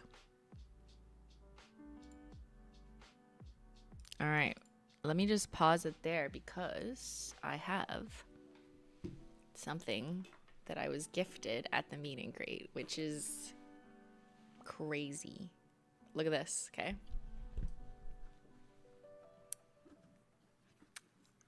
They gave, wait, you gotta see the back first. Okay. I was handed this by two lovely young men, okay, who say that they have been around since the beginning and they are really good at Lego, okay? This is all made out of Lego. Or wait, here, let me get you their, oh yeah, they left their names on the bottom, okay. So it says to Christine, aka Simply, from Braxton, aka Baby Got Brax. And he was with someone, but maybe only, yeah, only one of them made it, okay. Look at this. That's this studio made out of fucking Lego? Do you see, like, the nail polishes are in the shelf?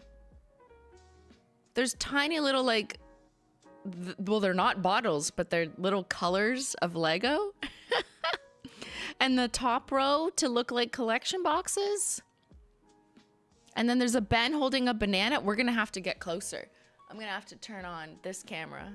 This is amazing. And then the back. The HOLO Taco logo out of Lego. Okay, here. Let's get you this angle. Ready? Guys, this is us right now. Oh my God. That's crazy. Yes, it did make it back all the way from Chicago to Ottawa safely. And nothing broke. Look. That's me in my pink chair. Those are the lights behind you, the camera. Chat, you're over here. I'm like, are you in my house? How did you know this is my setup? Look at Menchie and Zyler. Menchie and Zyler. And wait, what's that? Here, let's read. We gotta get in close. I think it says fishy something. Fishy selections. Oh, it's cat food? Here, let's get you that side angle. So you can see all the nail polish. Look at the nail polish.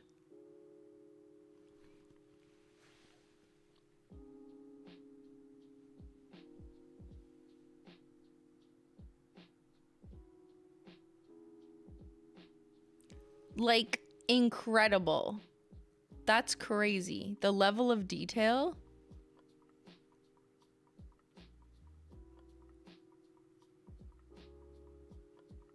I'm still seeing things that, like, I didn't see at first. Like, what is that pink thing on my desk? Oh, that's my tea. Is that my tea? Wait. What's on the screen? Okay. Oh my God, look at the screen. Hold on. It's hard to, it doesn't know where to go.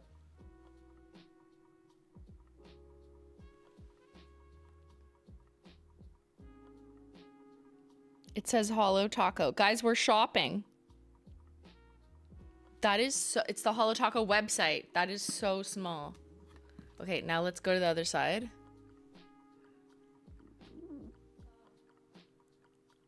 Is that supposed to be male? It's male! Like Simplynailogical. There's my tea kettle, a water bottle. And look, there's Ben with a banana. Ben just randomly standing in the corner with a banana. And wait, what's he wearing?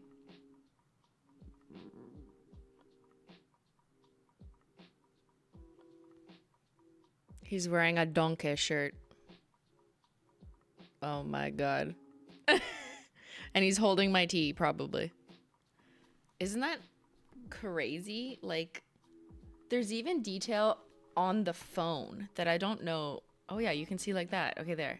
Look, on the cell phone, see the blue phone? There's even like a tiny little printout that looks like the front of like an iPhone. What the fuck? This is so good.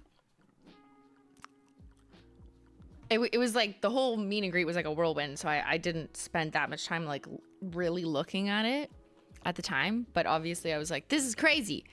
And now we're like learning something. Like, what's on that main page? Hold on, let me see if I can see. Oh, one of them looks like it's a nail painting tutorial, like we're watching like macro application footage or something, and the other one looks like the HOLO THERE website. Okay, Braxton, this is crazy. And the level of detail and talent and concentration, like I have no idea how you got all these little nail polishes up there. And look at the collection boxes. It looks like a YouTube video. Yeah.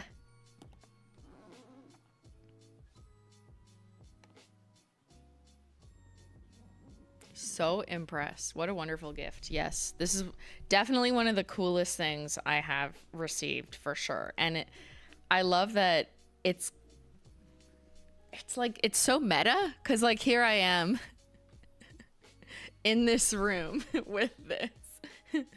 So it's such a fun kind of keepsake, you know? So thank you, Braxton and friend.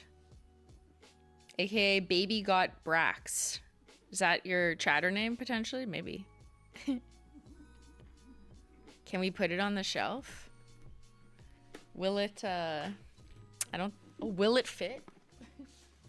No, it doesn't fit. No, it's like half an inch too tall. No, but I kind of like it. I think I want to keep it on display in my upstairs office, because then it's like bringing a piece of my stream studio upstairs, which is kind of fun. I don't know. And if this would be cool behind me on Zoom calls.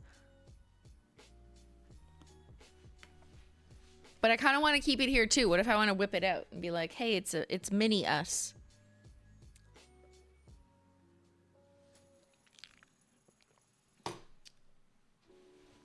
But amazing. And I so appreciate everyone who gave me little gifts. Like I got the HOLO THERE earrings. Someone made HOLO THERE like stained glass like display things.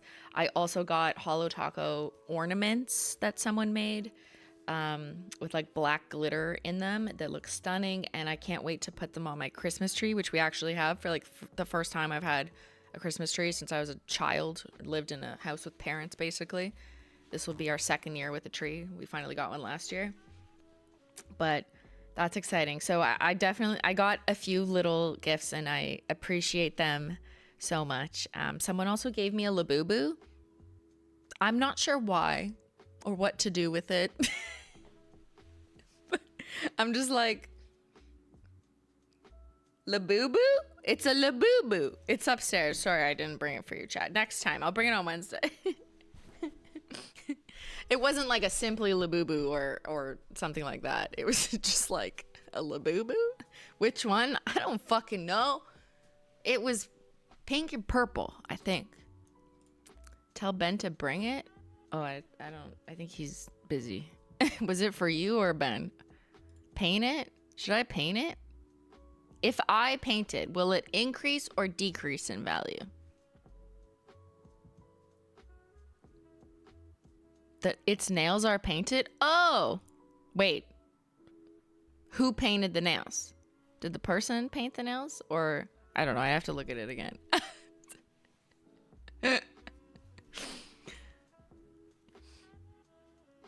I got excited and I don't even have a labubu. Where is it? I think it's in my office. I think I hung it on the wall. Like I'd like used the little thing and I hung it where I normally put my PR cards on my tack board. Tack board, that's the word I was looking for. Maybe bring Lego HOLO THERE Studio on stream for special occasions like data stream. Yeah. I'd bring this guy out. Be like, we're doing data now. I mean, this is Lego, but I'm testing out the Halloween wedding Manny rec you gave me at the meetup of Dead Serious. Oh yeah, you were. This chatter asked me what shade to do for their wedding, and then said that they had the Halloween collection. I'm like, dead serious. You're dead serious about this person. I'm so romantic. It was great to meet you, Ben, and the Holo Taco team. Thanks for being so kind and generous with us all. No, thank you guys for waiting, because I know some people were waiting a couple hours outside. Some of it might have been raining too, although I think you were kind of under part of the building, which is good. But Ryan, okay, I'm so glad I got to meet you both in Chicago. I had a Justice for Greens Manny. I remember there was at least a couple people did. Thanks so much for taking the time to hang out with all of us. Thank you guys for coming. Ben is going labubu hunting upstairs, yes. I have that boo-boo. It's called Luck. Wait, how do you know what I have? Did Ben say what it looks like? I discovered a labubu in the wild at a store the other day, and I finally got what people meant by price. Oops, it skipped. By price, especially because it was a blind box. Are they expensive? Like, I'm so out of touch. I don't know how much a labubu costs. Like, I don't know. Is it expensive? Jacqueline, a quick note before I leave. Can you give a shout out to my parents? It's their wedding anniversary today. Happy wedding anniversary, parents. Congrats. On no divorce. You told us the colors? Oh. So you immediately know what labubu it is if I said I think it's pink and purple? Really? Regular price, they're like $28. I see them at around $70 in Montreal. $40 to $50. $30 for the surprise. I guess, like, I don't know. How much are kids' stuffed animals? Also something I'm out of touch with. I have no... Why would I know? What's the going rate for a stuffed animal? I don't know. Is that, like, just the average price of, like, any fluffy toy? The Lafufus are cheaper. There's a Lafufu. Is that like fake? Like Louis Vuitton? Why are we talking about this? Because someone gifted me a Labubu. I don't know what a Lafufu is. I'm scared. It's just it's Beanie Babies. Yeah, I never got into Beanie Babies. Thank God, because I would have probably wanted to collect them all. I did get into nail polish instead. But it's different because I can paint with it. I don't know where this thing is. I swear I put it on my tack board in my office. Like, it's either hanging up or right below. And I didn't actually hang it up, but I thought I was going to hang it up. No? Okay. Ben can't find my Labubu. Too bad. I'll have to bring it to stream on Wednesday.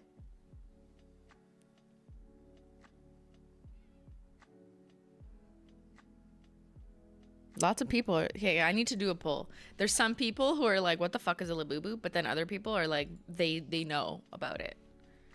Do you Labubu? Yes. No, but I know what it is. What the fuck are you on? Do you Labubu? Ben probably stole it. He's claiming he can't find it because he probably maybe Googled its value and thinks he's going to turn a profit and buy Levain cookies and pay for extra shipping. You have over 15 Labubus? A boo-boo is better than Labubu. Okay, that's a deep cut. Maybe that's why Ben likes Labubu, because it reminds him of Abubu the monkey. You sold it already, Ben? That's my gift! Get it back. Yeah. Ben, he's just trying to pay taxes with that Labubu money.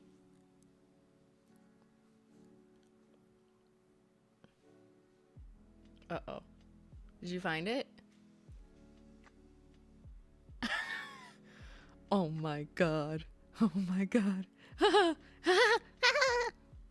everyone, it's Labubu. What are you trying to get it to focus on? Why are we looking at its Oh, it's feet. Maybe turn it. Okay. Thanks, Ben. So, did you look it up? How much is this one? It's a lafufu? It's not real? Wait, you guys tell me. Is this an authentic labubu? What do I have here? That's luck? So what does it mean? I win the lottery with this? I'm lucky now. Its ears are different colors. One is purple, one is pink. Its eyes have like scattered hollow taco in it. It's kind of cool. Show the label? Okay. The monster? It says Chris. They wrote on it. I guess I can't sell it now. Pop Mart? It doesn't say Labubu. It just says the monsters. What's the fuck is the monsters? Is that... You can scan the code and find out? Okay, someone else scan the code. Guys, scan this code. Tell me what happens.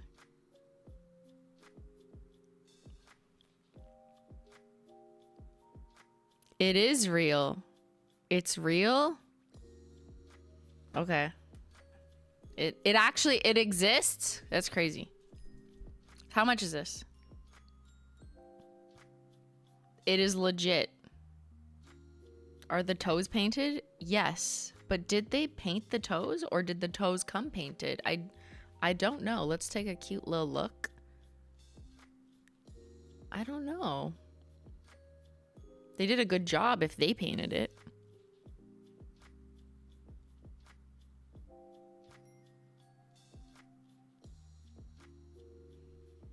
You have to hit it with a black light to find out if it's authentic?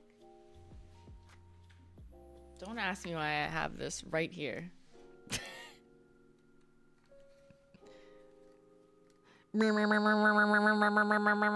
Scanning. Is this a lafufu or a labubu? Wait.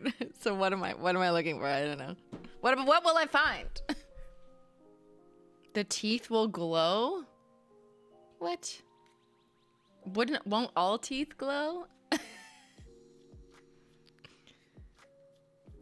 I don't know. I mean, it's too bright in here to... I think the whites are kind of glowing. Yeah, look, the eyes are glowing.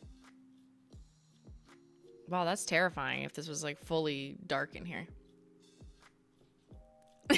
We're doing forensic analysis of the labubu. This is how I raised you.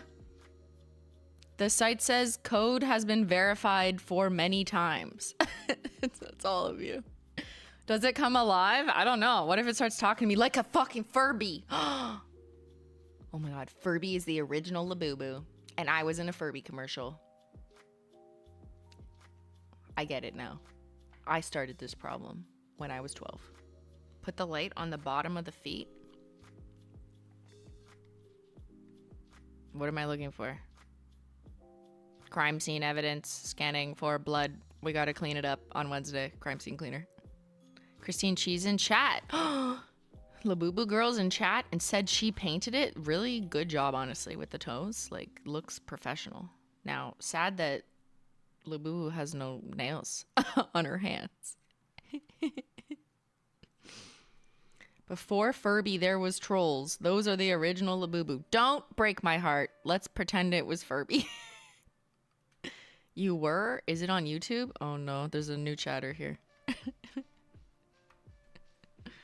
Oh no, don't make me pull this up.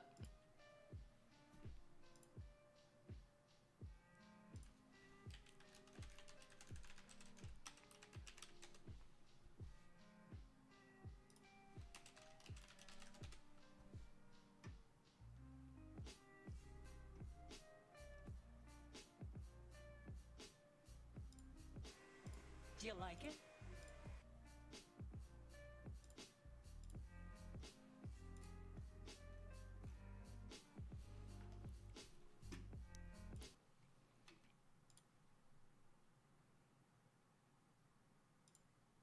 Right?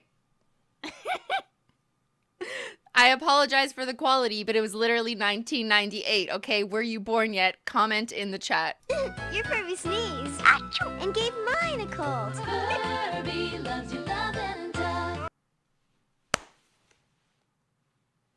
not a labubu. That's a Furby. Don't get it twisted. What do you think? Yes, I know. I was a child actress. That's why I am the way I am, you know? A little fucked up, a little fucky. I was 12. Me love you. Does she look familiar to anyone? This girl? From Degrassi. Degrassi was a huge Canadian. I made it! I also auditioned for Degrassi. Did not get that. He speaks Furbish and English too. May take off. Amazing. If you blink, you miss it. English too. May take That's me. Again, in another Furby commercial. off. Amazing. Amazing. Amazing. Do I still got it? I made it! Amazing. This was a life hack.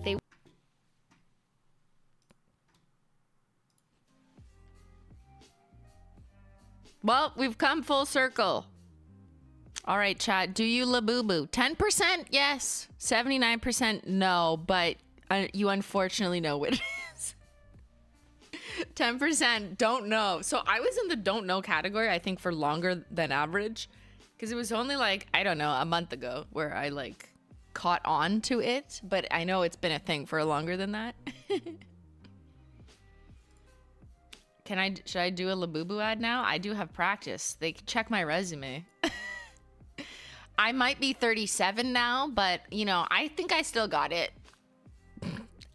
Amazing. Anyways, no one told me how much this labubu is worth. Because Furbies are probably worth a lot now because they're not in production. I do have a Furby. I also have a fib finder. I keep all the toys that I was in commercials for. So this is a Luck Labubu. Luck Labubu price. The price of Luck Labubu varies dramatically. Oh, from its official retail of $28 to hundreds or even thousands of dollars? Why? For example, the Big Into Energy series Luck vinyl plush pendant. I don't know what that means. Wait, what? Do I have that? Girl who gave me this. Close your ears. Wait, what? What? How much? Check the secret one? What does that mean? What? Check the secret what? Where? What am I looking for?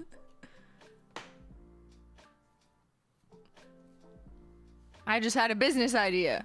$54.95. Exactly? That for Labubu is going in my will. Exactly. How do you sell it for thousands of dollars? Who would buy that when you can buy it for 28? Is it because it's not sold anymore? Resale 66. But I don't know if I have Into Energy series. Like, I don't know what that means. The Secret Labubu, it's gray. No, the Secret Labubu is just a Furby. You think AI is wrong? Shocking. Rare, large, limited editions. Resale, $150,000. This is for extremely rare versions, such as a human-sized figure. There's human-sized Labubus. Terrifying. Truly terrifying. Yeah, what the hell? So I have that one. This one says $82. I don't have that one. How come these ones are more?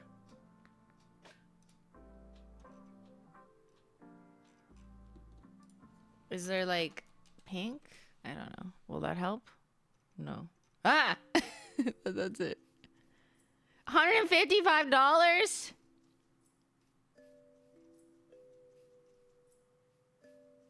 $200? Okay, this seems inconsistent. Well, this is how you learn about the stock market as a child, I think. They are a blind box random when you buy it at retail. Rare polls are worth more resold. What about if it's a blind box of the human size? How do you explain that purchase? Does it grow? Do you know what you're getting? A life-size labubu would actually be a really good Halloween prop, you know? Where can I find that? Ben really wants to buy a dinosaur from Canadian Tire. Let me find it.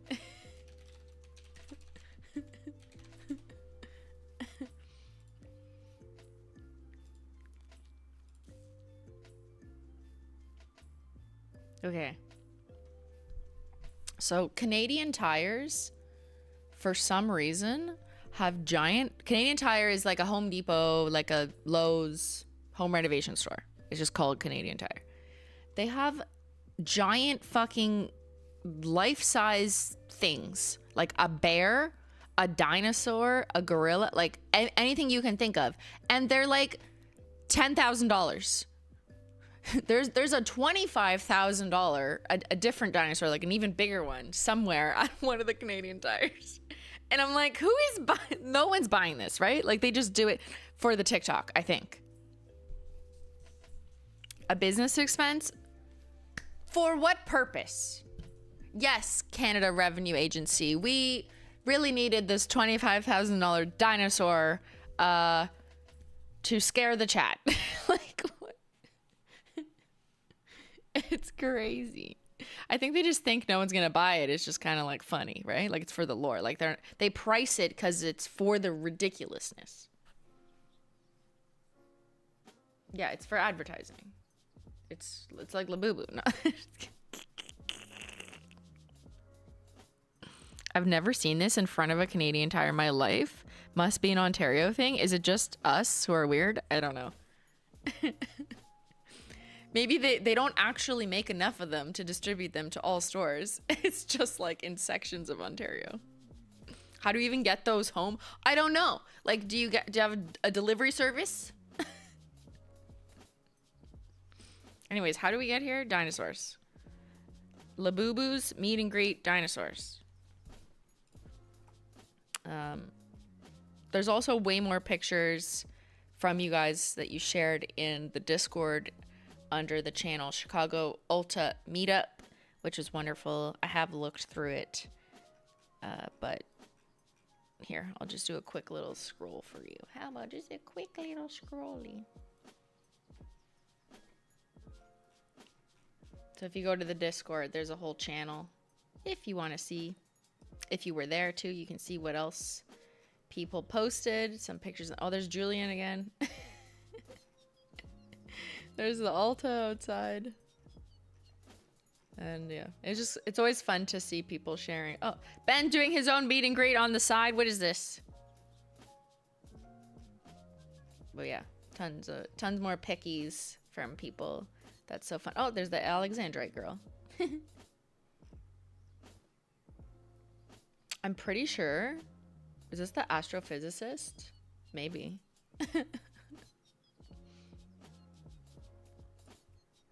Ultra rare US $7,000 for what? The Labubu or the dinosaur? Yeah. So more pics in the Discord. But yeah. Oh. I'm gonna take off my nail polish. Okay, how about let's just do that. I gotta take off my nail polish because I need to swatch later. Don't tell anyone. But why don't you just do it with me while we're here? Let me get off this dinosaur. And where's my tool? We're just gonna do a little mani cleaning. We're gonna pop some peelies, although they probably won't pop very well because I didn't put on that much peely base, so it wouldn't pop off while I was away because I wanted to make sure this lasted like a full week. So it's not gonna be a good peel, but that's okay. Grab something.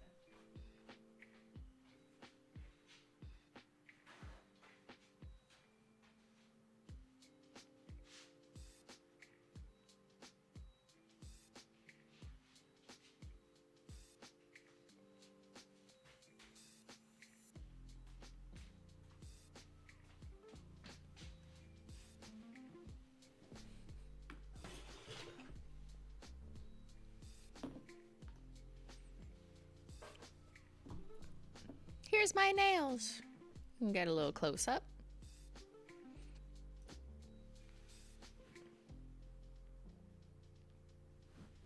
So I was wearing just vamping with rose gold flake taco and then shooting star taco because I'm just extra and I kind of wanted to see what it was like to play with them together. So I'm gonna get some nail oil and we're gonna oil up and we'll see how much popping action I can get. My nails are getting like way too long. Like that's dangerous level. I'm also nursing a break, like not a full break, just like a little on the side of my middle star tutorial nail. So you are forewarned that for our holiday collection, you can kind of see, you can see it and I hate it. And I'm like, most people won't notice or really care, but I can see it. And I did add a little bit of nail glue and some of that powder stuff and then tried to like buff it to make it as even as possible. Cause like it's important that that split doesn't turn into a bigger break, but it's also really annoying cause like you can kind of tell and it like has this weird kind of patch under certain formulas. Not all of them. Most of them, like, it doesn't matter by the time you build up the, you know, the color and everything that's going on. But there is one that I'm like, fuck. Now in Photoshop, I might try and fix it a little bit. Don't tell anyone. But in the video, you can kind of tell. Oops. Yeah, I gotta Facetune my nails. All right. Let's see what we can pop. Probably not much because these weren't optimized. Oh, I'm getting a little lifting, but yeah, it's gonna be. I'm not gonna be able to get these as full peelies, so I know I'm gonna ruin it, but that's okay. Bloop! There it goes. I murdered it, but that's fine. What formulas? Well, I'm not telling you. It's a secret. It's for our holiday collection, which will come out in November. Shocking. So excited for holidays. Me too. I'm very thrilled for this holiday because it's literally, we have never done this before.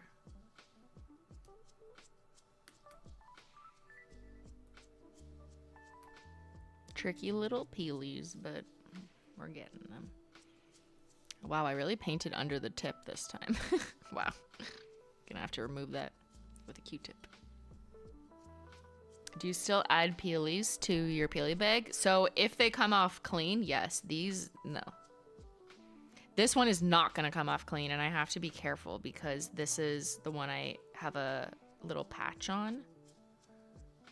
But it's on that side, so I think I'm okay. Like, but I'm gonna piecemeal this. I'm not trying to force a full peely. I'd rather do this than fuck up the, you know, the wound I'm nursing.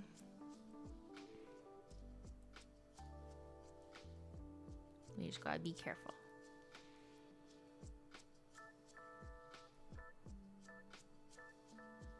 Hopefully one of these do.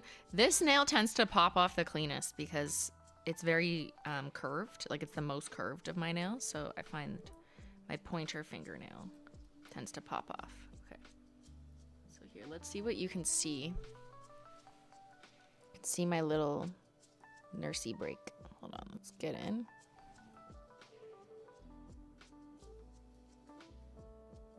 So see where there's like a tiny bit of dark purple on the side of the nail, and you can see a hairline crack. That's actually a very little split that I filled with glue and then powder. So it's still intact. It hasn't like split again, which is good. But it's very fine and tiny. But like a good surgeon, you know, you got to take care of those tiny little fractures because that's what could happen and split further and then become an actual break. So I'm very, very careful. You can barely see it, I know, but that's because I did a good job at suturing. Just call me Meredith Grey. Okay, let's see if this one will pop cleaner. Oh yeah. Oh yeah, we getting a clean peely. This finger always does it. She's just that girl. Okay, this one can go in my peely bag. The other ones, no. My thumb, I did this out of like nervousness. I just picked off a star. And it just took the purple with it. Oops. Is this gonna be a clean one too? This is very exciting. Well, I mean, no, it won't be because of the star I picked off. But nice. Nice little shell. So we're gonna keep those two. I'll let the oil kind of dry out. And now I gotta take the nail polish off the tips. I'm such a good tip wrapper.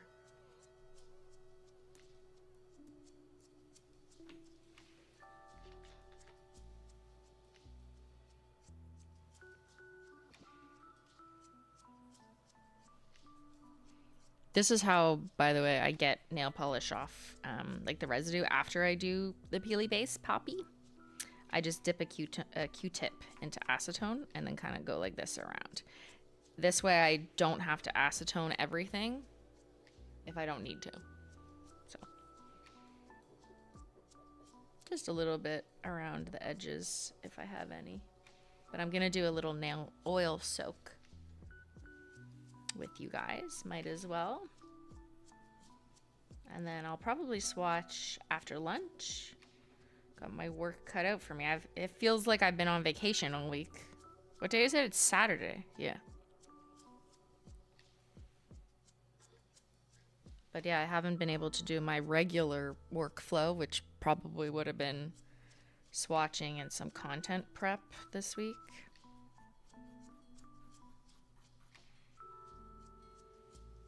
Because I was meeting you. So that's what I'm going to do for the rest of the weekend. The rest of my birthday weekend is swatch for the holiday collection.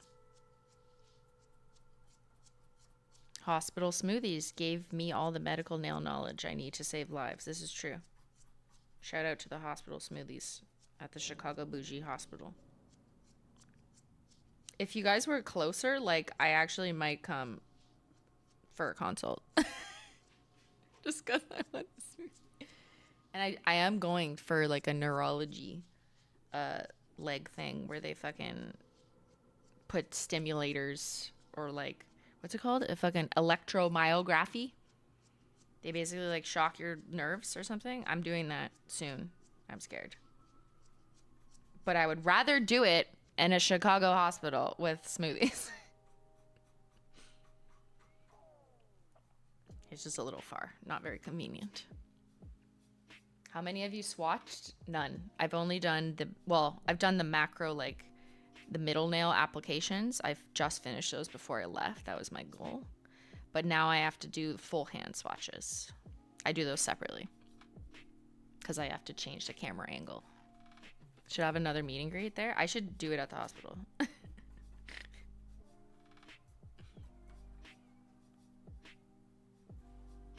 This smoothies will save me. EMG, yeah, it's an EMG, electromyography. That's like they basically shock your nerves or something to like study them so they can decide how fucked you are.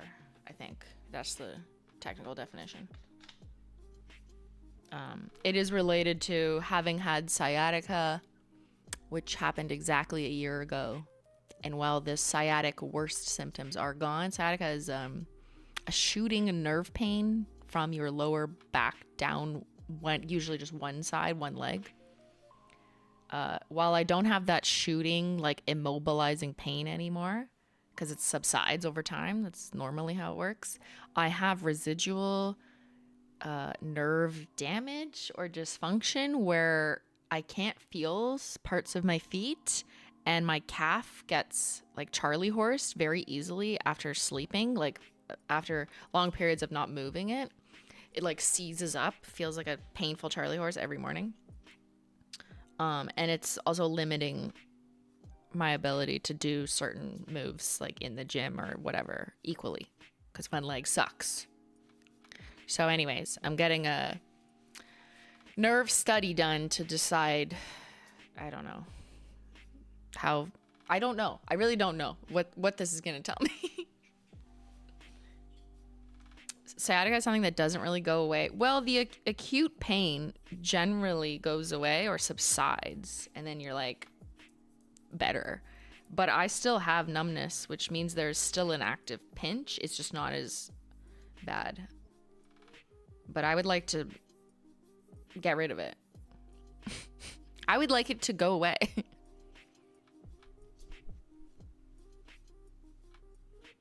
I'm just doing a little filing while we're here. My nails are way too long.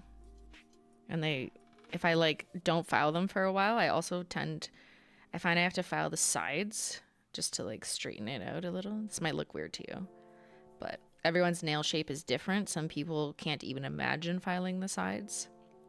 I usually do, especially when I'm nursing that break, because I really want a smooth side there.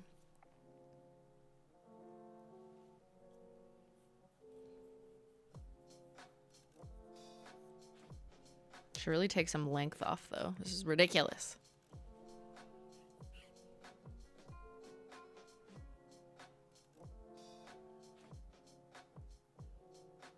You are genuinely so brave. I'm 26 and still cry and have anxiety attacks at the thought of going to the doctor. I never liked going to the doctor, and I wouldn't go unless I had to, like unless something was wrong with me. But then at 30 something years old, like I can't do that anymore. Like, because then I'm just never gonna get the help. And so it's just a question of, well, how badly do you want the help? And when you're young and healthy, maybe you're like, I don't need to go that much. But then something will happen to you at some point. Something will happen where you get sick, you're concerned about something, and then you'll be like, fuck, I really have to go. So maybe strategically it's better just to warm yourself up to it by going proactively and just making sure you're in general health and checking in as much as you can, or your plan allows. I'm assuming you're American. But I have to basically fight to see specialists because there's no doctors left in Canada. Which is very annoying because I hate talking to people too. But don't have a choice. So I need to fix myself, or I need to try to fix myself.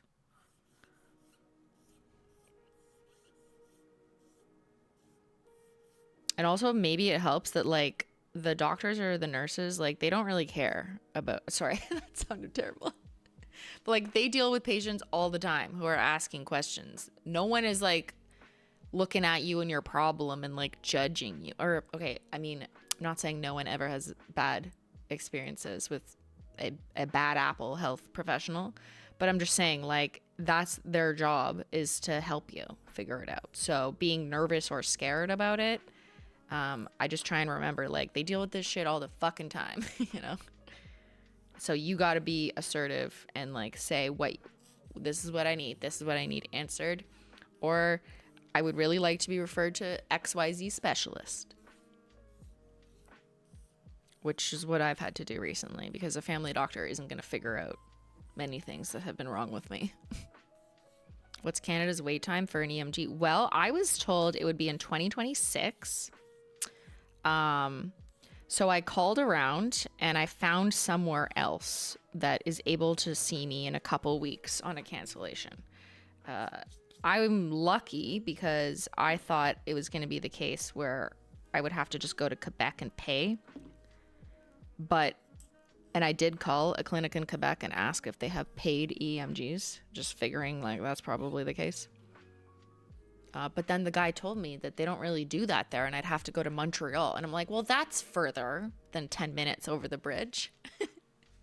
So I'm like, oh, why don't you guys have EMGs right there where you could pay? It's just for some reason that particular service isn't available as a private service in Gatineau, but it is in Montreal. But I was like, okay, that's annoying.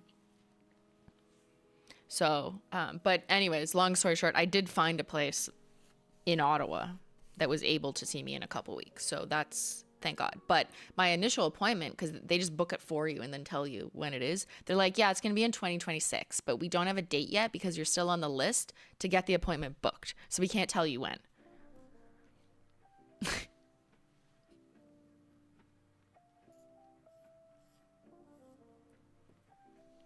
I got my nails done at a salon for a wedding and they buffed them so much. They got so thin I had to cut them down. Oh no. You gotta stand up for your nails and say, no, please, no buffing. No, thank you. I always tell when I get a pedicure done, I always just kindly ask for no cuticle nippers. I don't want them to cut my cuticles, just push them back.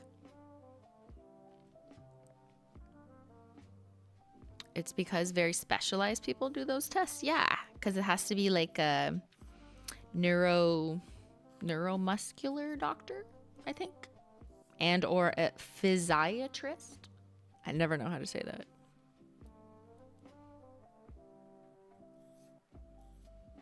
But I waited, I think, only 6 months for my MRI, but I was originally told it would be like 8 to 10 months. But I always put myself on a cancellation list.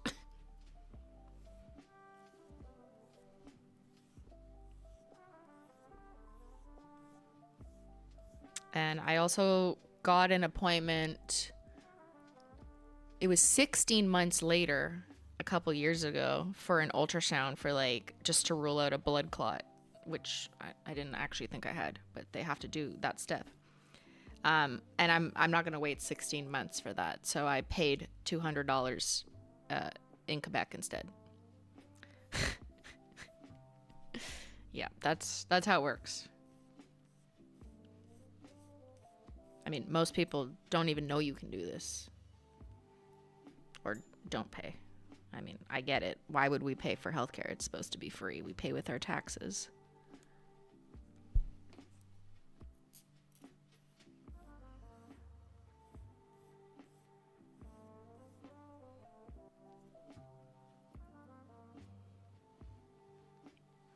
Alright.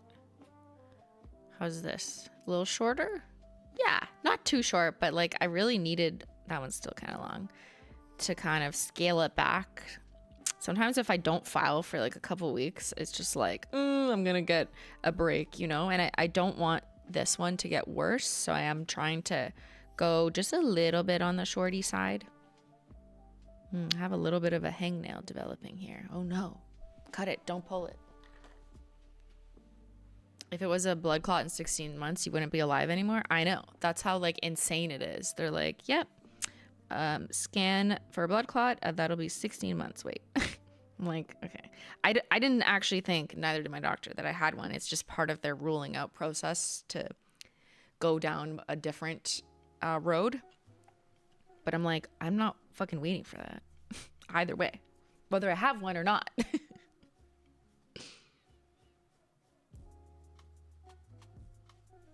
Worked worked at radiologist place. The wait times for tests are crazy. I'm not sure where you are, if you're in Canada or the US, if it's the same everywhere. I don't know.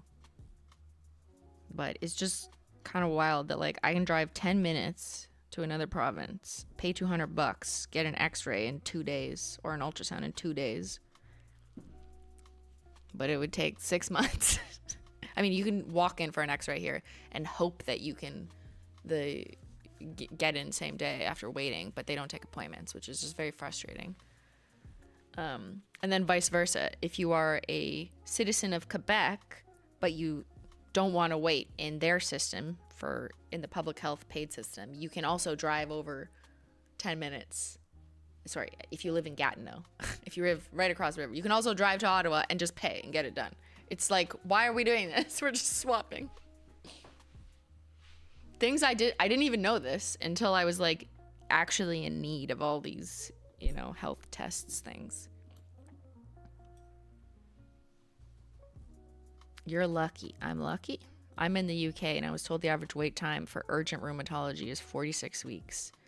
Yeah, I waited 2 years for my rheumatologist and almost 3 for my dermatologist. Because for a continuum of care, it didn't make sense for me to go one time to Quebec. So if you need a specialist who's gonna like be on your case, then I am also waiting. So yeah, I'm just talking about like going to get a one-time test that like, yeah, I can go across the province and pay to get a test. But that's just like a one-time thing, you know. Does Canada have emergency rooms? Yes. Yes. I've been there. When my face swelled up, remember when I posted the video, my eyes were fucked up? Yeah, I went to the emergency room. It was not the best experience for many reasons. But also when I finally got in there and triaged, and the doctor basically told me that the emergency room is for people who are like having a heart attack, and that's not you. And just like told me to leave. And I was just like, my eyes are literally exploding and I can't open my face, but okay. I'm sure she just had a bad day. Like, and there was just, she's probably stressed as fuck. I get that. But I was truly suffering and in so much pain. So it's very hard to like, so there is no help? Like, what? Also, I just like sat in the emergency room of a hospital that doesn't have fancy smoothies on the second floor for like 6 hours. But it was free.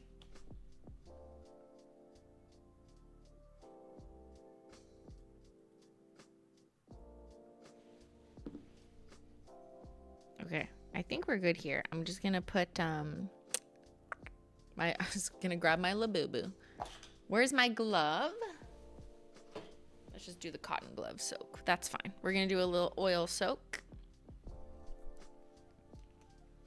Did they help eventually? No. I saw my family doctor who prescribed steroids because in the past I'd had this problem, just not as bad. And then eventually I got into a different emergency dermatologist basically, but like no, nothing came of going to the ER. But I went to the ER because my family doctor's office told me to go to the ER. So it's kind of a circle. That was not the funnest time in my life. All right, I haven't been to the ER since that one episode, which is good, I guess.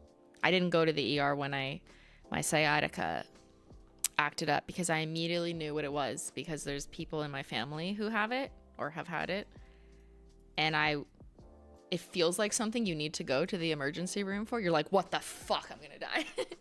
But I knew what it was, and they're not gonna do anything for you. So I was able to get on a quick cancellation at my physio that I was already seeing, and he happened to be around like the next hour. So it was more just like an emotional, like, what is happening to me?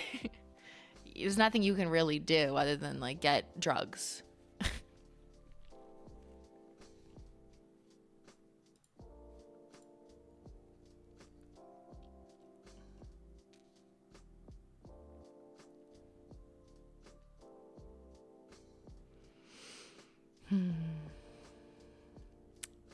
Yeah.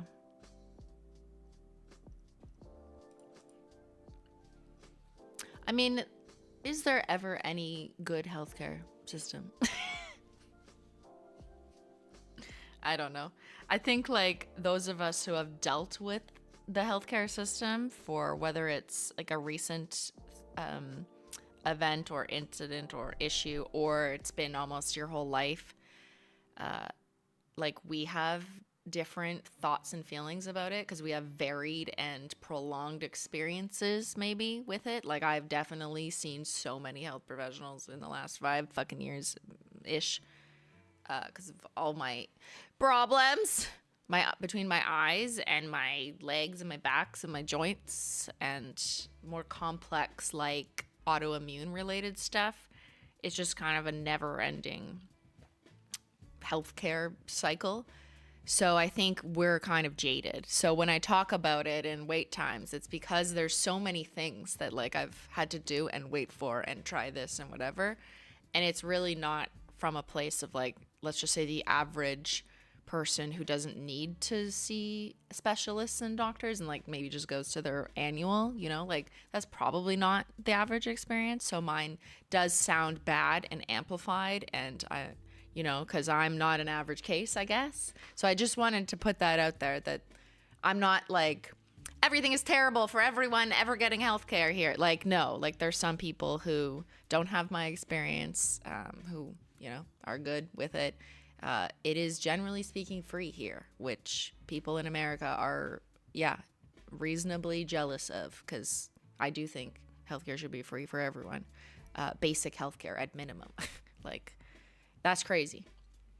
But then people who've been through it, even in Canada where it's free and like don't need to worry about the finance of it, we run into other things because we're high frequent users of it, and we realize, oh shit, I can't get the help I need because there's a 2-hour wait. 2-year wait is what I was going to say for a dermatologist, for example, because all the dermatologists went to America, or they just do injectables now because that's how they make money.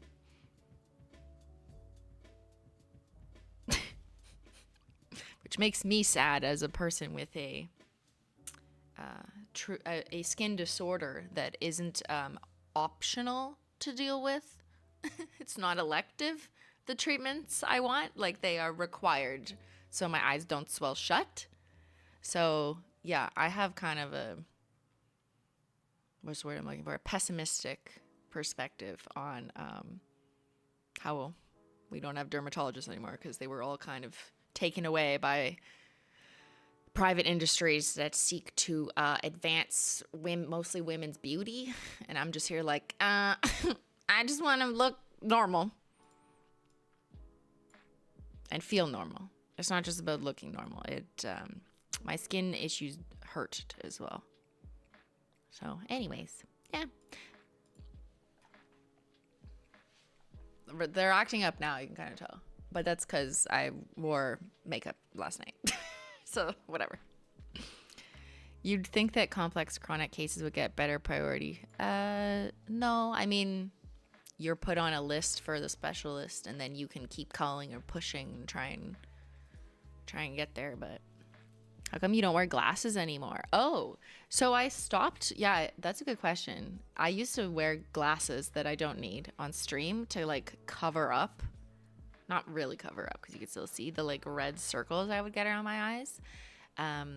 In the last year, those red circles have on average gotten better because I'm on immunosuppressant drugs, the hard drugs that basically just tell your body to stop fucking overreacting. However, I get breakthrough swells. Like right now it's a little bit, but it's not as bad as it used to be. So I kind of just put my glasses away and whatever. Just, I don't know. Maybe I should wear them again, but whatever. It's fine. So some drugs help, but they're not drugs that are a real solution because you don't really want to be on them because, like, maybe I'm young and healthy now and my immune system can be suppressed and I could be fine. But then that's usually how they judge cases. They're like, oh, you're 30-something, you're healthy, you have a good diet, you do this, that, this. Okay, yeah, we can suppress your immune system. You're good. But will that be the case forever? I don't know, right? So, yeah, right now it's being managed, but it's not ideal because, like, I'm more prone to getting sick or it, like, destroying my organs or whatever. And there's long-term effects that, like, no one wants to be on immunosuppressants. It's like one of the more serious of therapies when nothing else works. And I've tried a lot of other stuff before immunosuppressants. Probably like literally everything everyone has ever mentioned to me. Shout out to all us strong baddies not taking crap from our terrible doctors. Yeah. Again, not all doctors are terrible. I find like my dermatologist is good. She's intelligent, but she's so busy that she just doesn't remember me. And like I'll have to refresh or say, no, we already tried that. Like, even though, you know, she has it in her notes, it's just they're overworked, so busy. to the point where there's like a flag on my file that says like, let this patient book an appointment with me.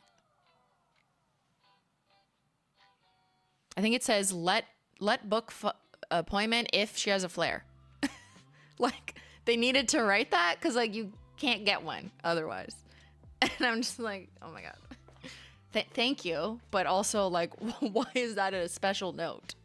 Yeah. Because there's just too many people and not enough doctors. This is not her. And so I get that when I'm talking to her and she's like, can't remember something, or there's just too much going on because she's trying to help too many people. And that's not her fault. Tell her to keep up and watch my VODs. I know. Hello. Where are you, doctor? What? My eyes are swelling. Didn't you see my stream?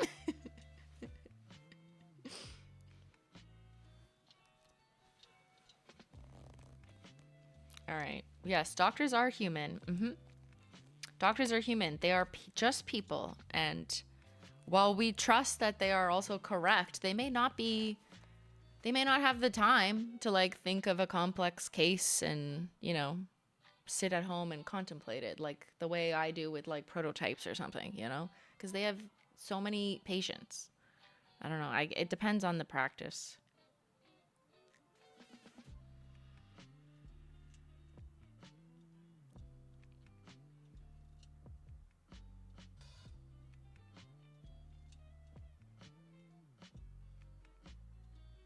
My dermatologist looked at spots I had and gave me cream. I had them removed and they were cancerous. Yeah.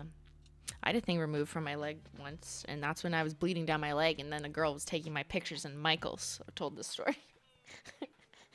But the leg where they sliced it off, it like burst. Oops. Can AI help diagnose? Oh no. Honestly, like, I fear that people are just gonna resort to that, like we have been to like WebMD and fucking Wikipedia, because no one wants to leave the house to see a doctor. Like other chatters said, it gave her anxiety to go. And so what do you do when you're looking for an answer? And you do what's easy, which is Google it or Chat GPT it. And like, that's not an actual verifiable way of diagnosing yourself or medicine, right?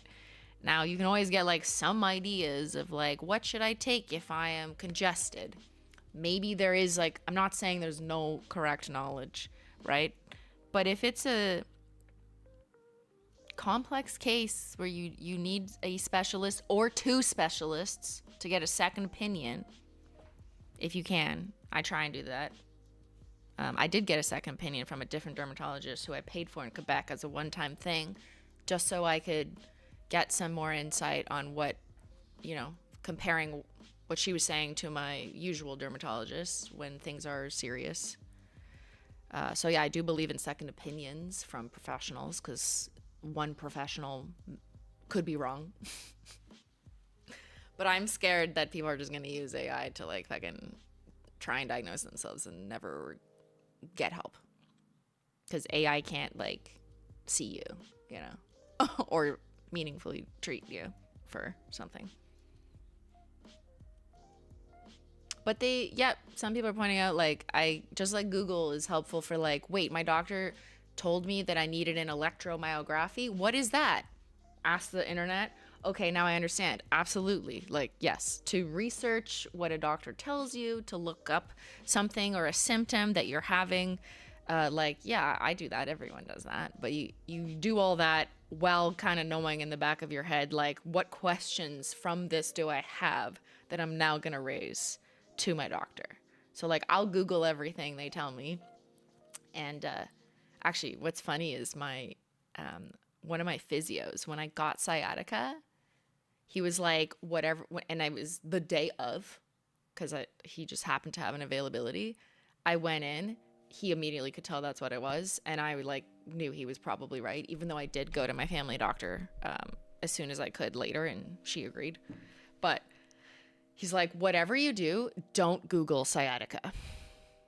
Don't do it. Don't Google it. Don't Google how long it will take to recover. Don't do it. And I was like, why? Which kind of made me want to Google it. But what he was trying to do was keep me optimistic. And I remember him constantly telling me, like, you got to stay optimistic. You have to think about how the pain is going to subside. Because if you don't, you're just going to fucking spiral. And he was actually right. Like, he is correct.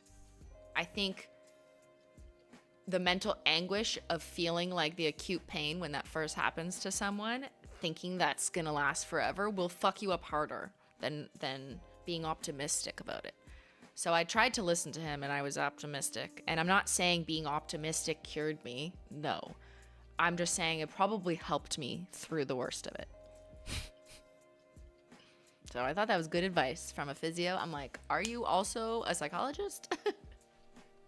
But he has had sciatica in the past too. So it kind of felt really helpful to have someone who also happened to have the same thing, like tell you these things. It like comes with a different type of credibility or weight. Like, hey doctor, you need to have the disorder that I have. No, that's not true. There's many specialists who don't, but it was just chance that he happened to have sciatica. All right, well,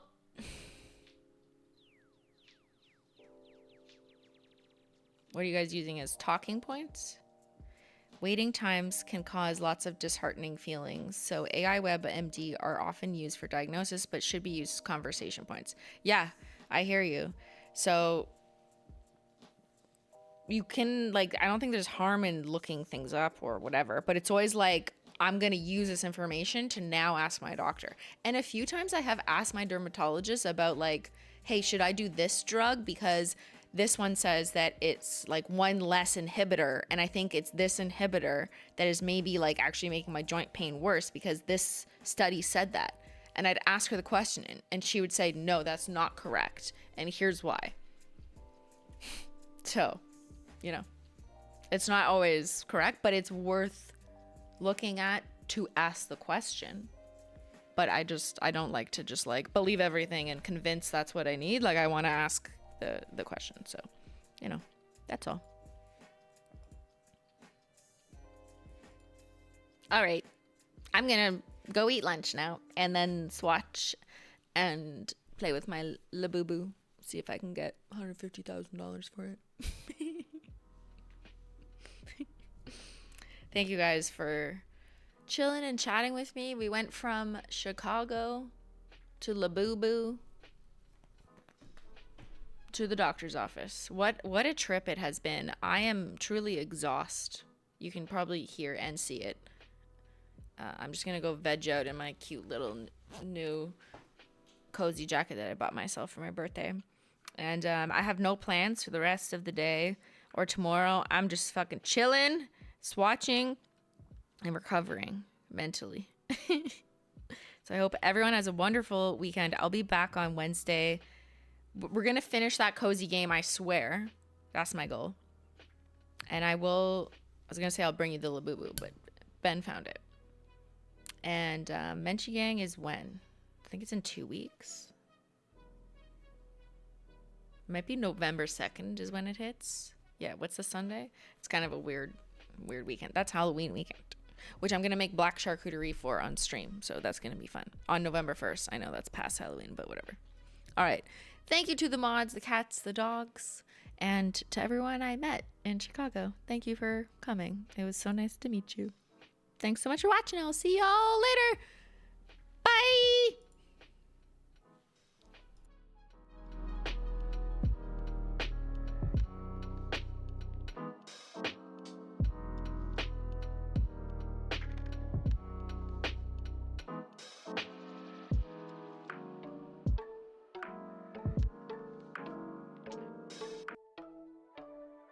Happy birthday to you. Happy birthday to you.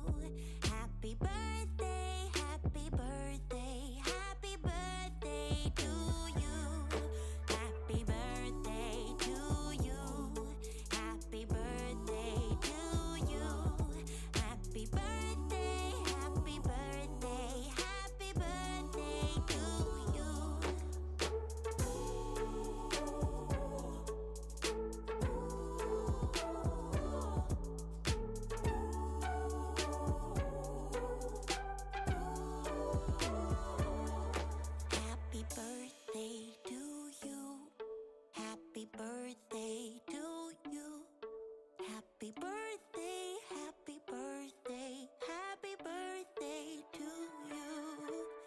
happy birthday.